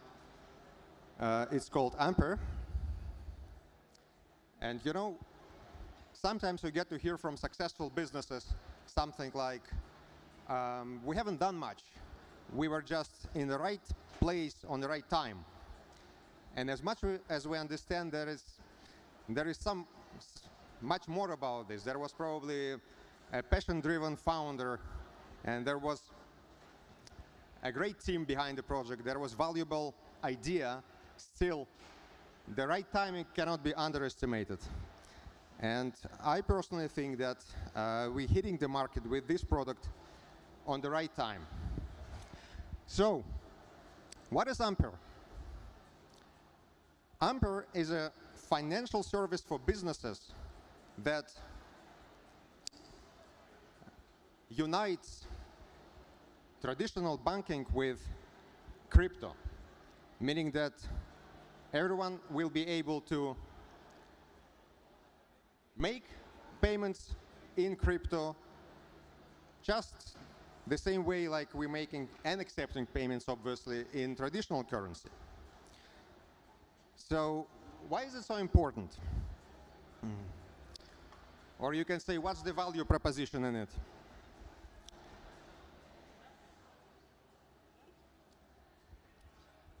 Let me give you an example. I'll tell you the story. Just 2 months ago, a friend of mine received, he made a round, he received $5.5 million worth of USDT so that he can further work on his amazing NFT platform. But he received it in cryptocurrency, and his burn rate, which is about 100,000 euro per month, has to be paid in euros. So what is he going to do? How is he going to resolve this problem? It's not exactly straightforward, and it's inconvenient to say the least. So if he had an account in Ampere, he could accept the payment in USDT, convert it seamlessly into euro, and pay the expenses, which is the salary, office rental, and other office expenses from his account, because it's under one unique ecosystem which unites both sides, right? So another great thing about having both sides, both worlds, I would say, under one umbrella, is the fact that you, as a business, is able to capitalize on your working capital. You know, every business has a working capital. Some have less, some have more. But who is capitalizing on the working capital that business have? When you get your money to the bank, who is the beneficiary of that money? Basically, you lend the money to the bank for zero interest fee. And I personally think that this is your business and your money, so you should be the one who benefits from this, right? So, because we have two things under one roof, crypto and fiat, it gives you a possibility to seamlessly convert fiat money to crypto with a negligible fee of 0.2%, and utilize the potential of the working capital through staking, which we also provide. So, what else can be mentioned as like a key beneficial points of the service? Say, when it comes to taxation, at the end of the year, you're able to download one simple statement with all the transactions, ins and outs, and it's easy to understand for your account that what's been done, and it's easy to show to the tax office that everything was done correctly and properly. So that's in a nutshell about what we're trying to achieve. Obviously, there is a presentation that I didn't use here. I just wanted to tell you in general terms what it's all about. So if you have any more questions, you can approach us, and we'll be happy to answer. Thank you very much.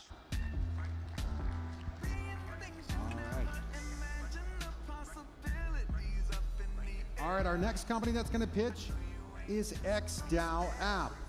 And its co-founder, Igor, is going to tell us their story.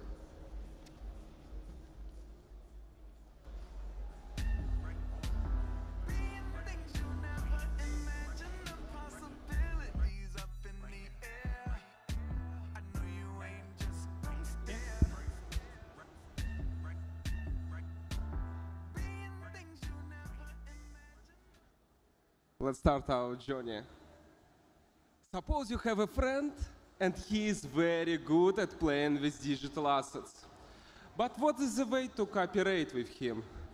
How can you send your money to him in a cheap, trustless, and secure way? There is a concept for it. This concept is called DAO. DAO is a very trendy theme right now. So my name is Igor Gavrilov. I am a CTO and co-founder at XDAO. XDAO is a DAO builder, and we have more than $300 million under management in our DAOs. First of all, DAO is not a very new concept, but it gains its popularity right now because it organically integrates in money evolution, in crypto evolution at the current market. So DAO is a form of organization that you can create on a blockchain. It's something like LLC Limited, but you can operate your crypto in DeFi space. So here is use cases, and we have clients for every use case presented here. Basically, our platform is for funds, but you can create a gaming guild, NFT fund, you can manage money of your project, everything you can do within traditional organization, but in crypto. And we deployed our protocol to an incredible number of chains, to 16 chains. I think maybe this is a record on the market. By the way, we support Boba network, by the way, just remarking it. Yeah, and we continue expanding to DeFi ecosystem, and we continue deploying our protocol to different chains, and we continue our growth. So this is an example of your organization page created on XDAO. This is something like banking app, mobile banking app. There is an organization, and you can rule it through the voting. So you have the money, and you can invest it in a cooperative style.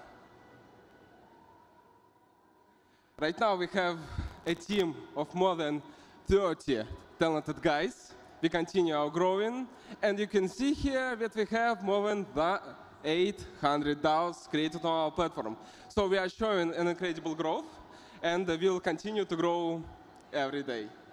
And that's it, XDAO. Create your DAO on XDAO, xdao.app. That's it.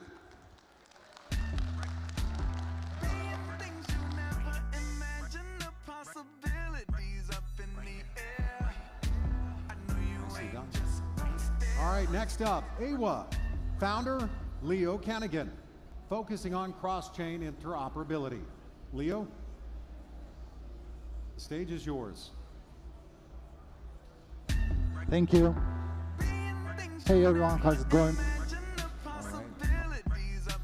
So yeah, I also tell you our story. So my name is Leo, and you know, it's all started with one blockchain. And after that, like many other blockchains appeared, like Solana, I mean, before that, Ethereum, BSC, Algorand, Harmony, you name it. So, and all of them, that they have their own like strengths and weaknesses. They invest in like hundreds of millions in their blockchain ecosystem. But the issue that they are growing like, you know, separate islands. So they are, for example, users from Solana cannot like easily swap assets you know, with users on Ethereum, I mean, and also players of some NFT game cannot, for example, Polygon game cannot play with users, I mean, same game with users on other chains. So, and we are basically here to solve this problem because we believe that that all the chains should be connected and communicate to each other like they were in one network.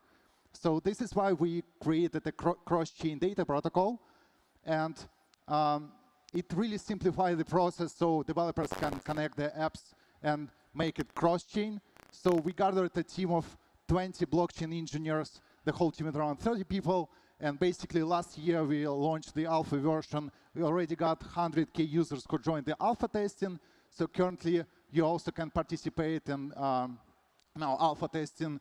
So community is growing quite fast. We got 300K users on our Telegram groups, and in recent 4 months we also received grants from some major networks like Near Foundation, Harmony One, Algorand, Aurora. Also receive a grant from CoinX, so they all support the project both financially, also help us in growing our community. Also, yeah, we got a couple of rewards in some hackathons. One of them was Polygon Build It Hackathon, the biggest hackathon in India. Metis Hackathon, we got an award in DeFi track, and also we started with an award in Ad Global Marketplace. We got an award from Chainlink there. So basically, yeah, we are still closing the private round, so going to grow our platform, connect more networks, and yeah, here you can see what couple of highlight overview of our token utilization. So yeah, would be happy to tell you more. I mean, after this presentation, so feel free to reach out. So we will share more details. Thanks so much.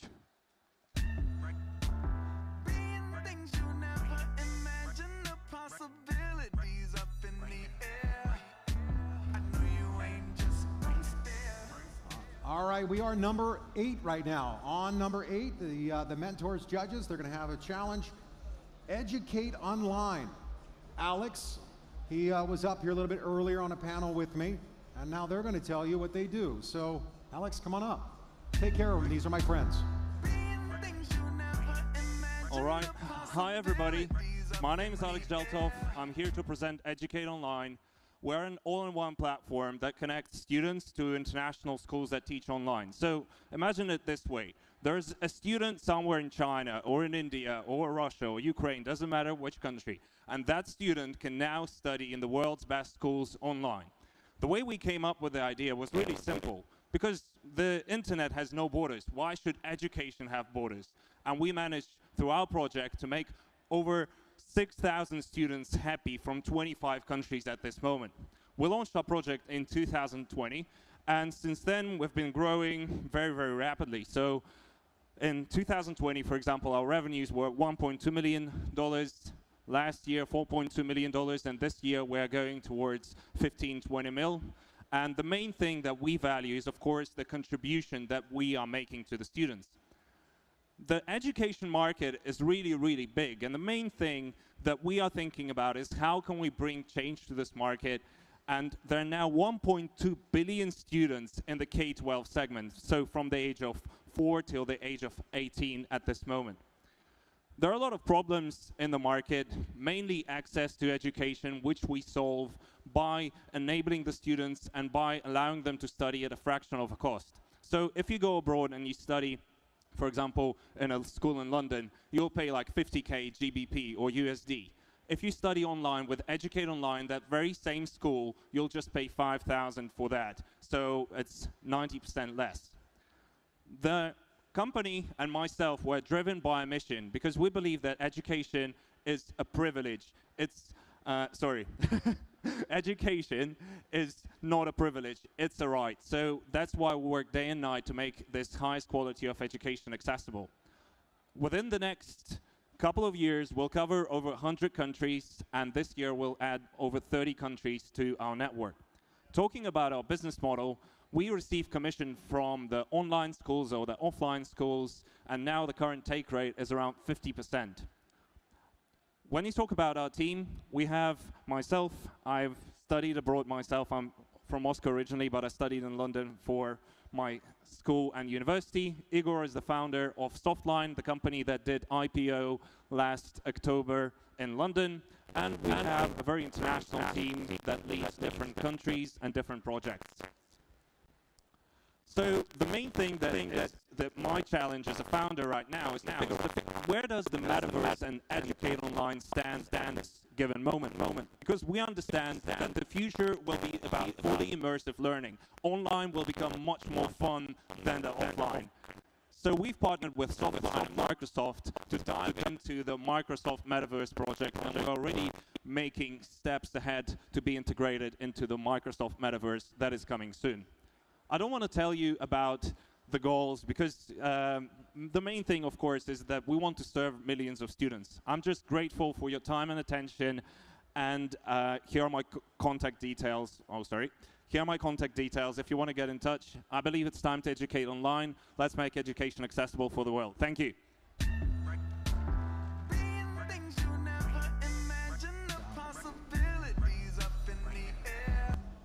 All right, now we're up to Legion Farm.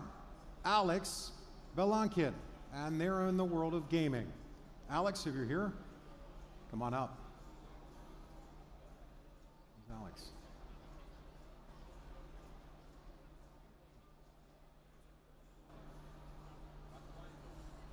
All right, we're going to be playing something.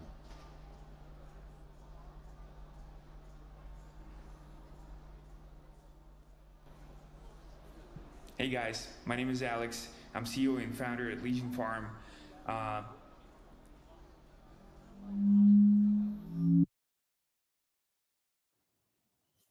Hey guys, my name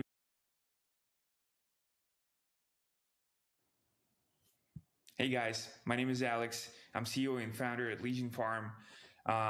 Today I'll introduce you to Legion Farm DAO, the metaverse employer for gamers that already operates in the AAA titles, the Battle Royale, MMORPG games, and the Web3 titles such as Axie Infinity.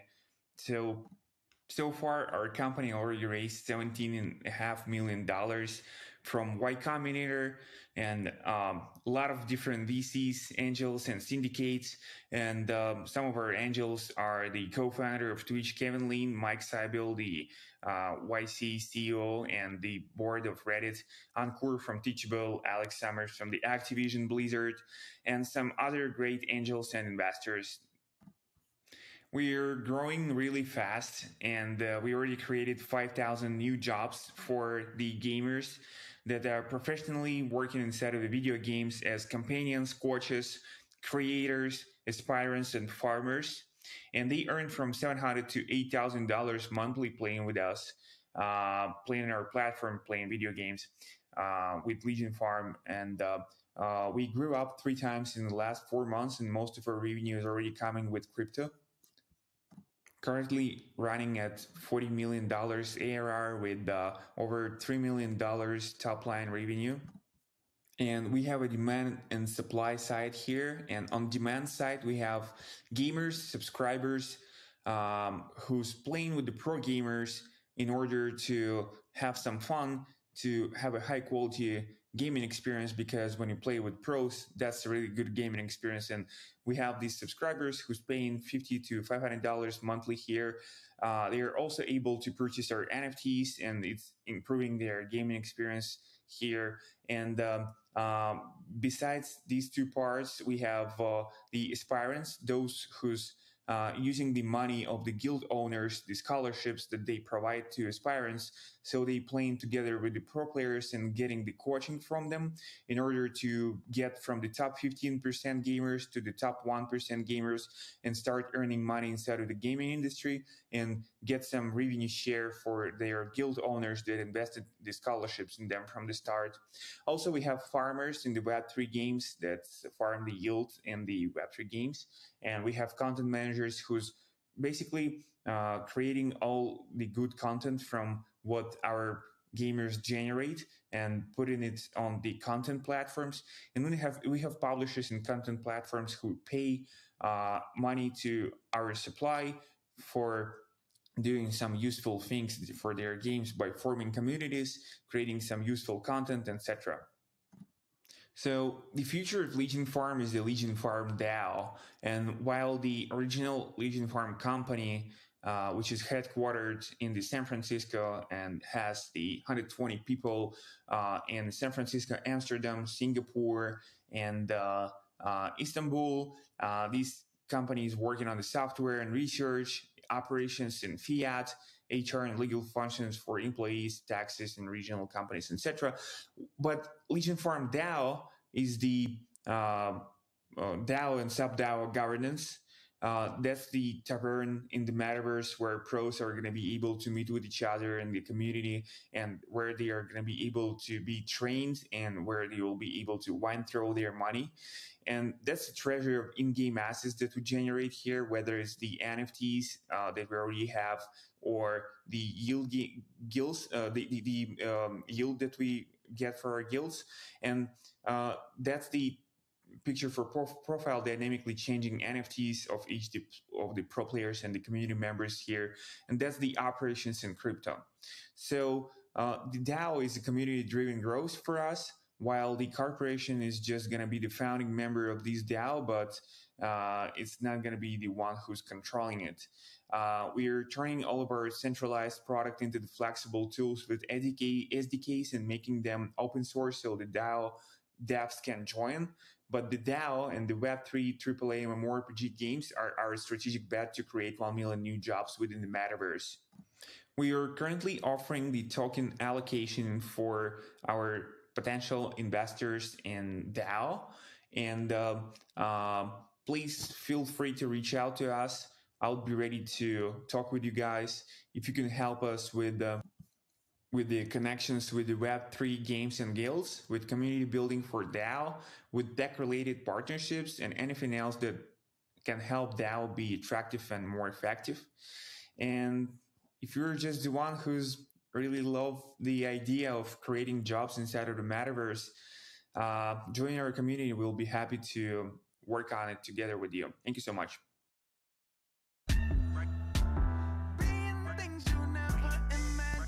Possibilities up in the air.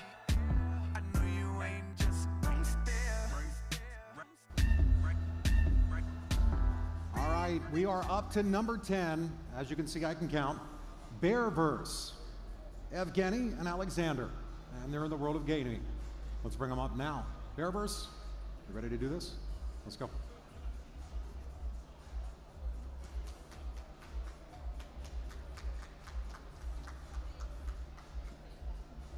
Evgeny and Alexander.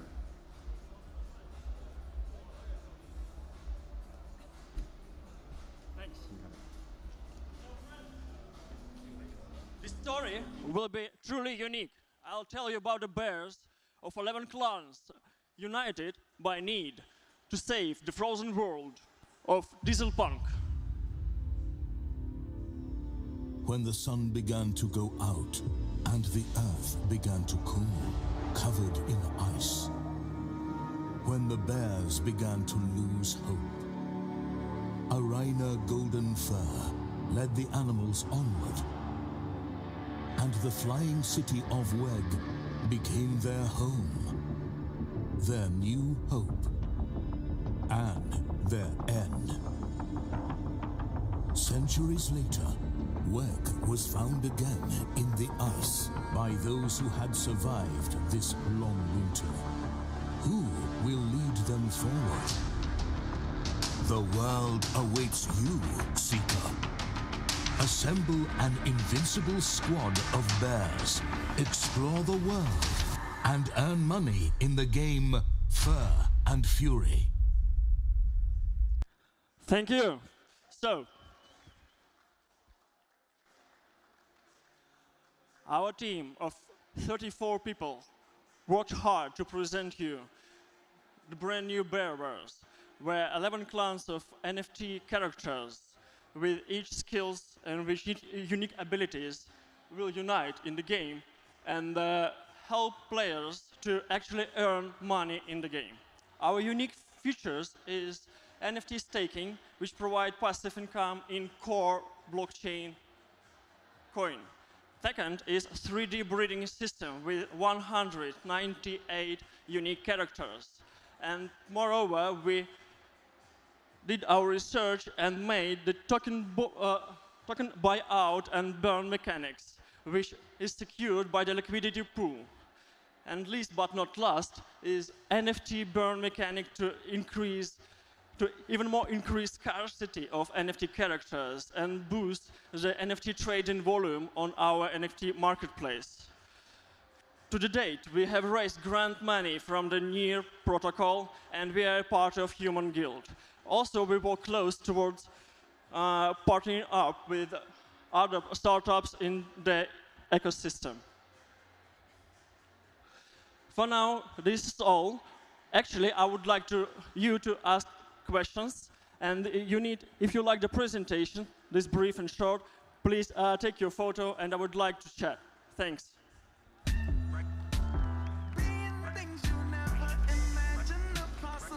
Good job. All right. Bearverse, thank you.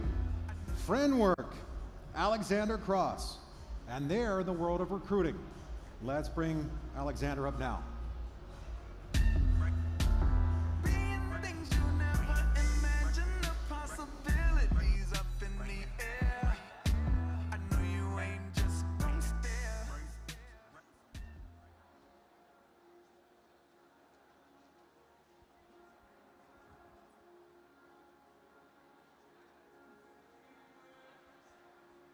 Hey everyone, my name is Alexander Kress, and we are Friendwork. Friendwork is a HubSpot with AI for recruiters to cut costs and hire faster.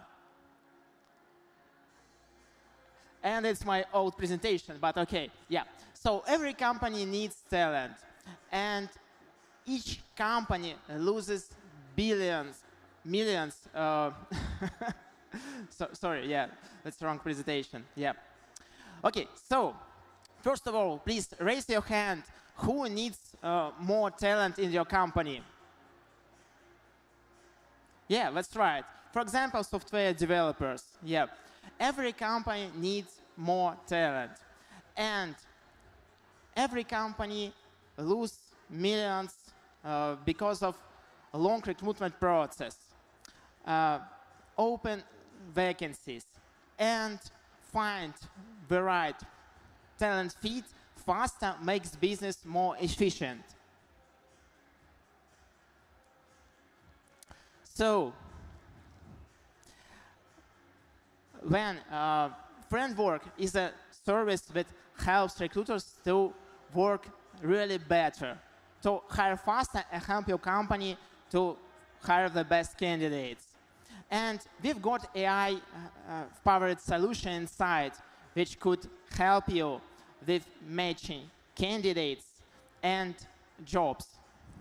For example, recruiters save much more time because of that solution. And currently, we are integrating blockchain inside to make benefits both for recruiters and professionals. We've got more than 30 integration inside, which help recruiters every day. For example, LinkedIn integration, streamlined messaging, and other great stuff that's really useful to your company. We've made $2 million revenue last year, as we promised to our investors. And we've delivered that, so we like Lannisters. And we've got great clients: Estee Lauder, X5, Volkswagen, PwC, and more than 500 other happy clients. We are one of the market leaders in CIS region, and our top-of-the-line IT development team and our really great platform is great at customization for enterprise-level clients. That's our advantage. Now we're expanding to MENA, US, and LATAM market. Of course, we've got competitors, but none of them has AI matching solution which could match candidates and vacancies, and they don't have blockchain inside. So Friendwork has advantage. We've got a great team of 85 employees and C-level with great background. And we are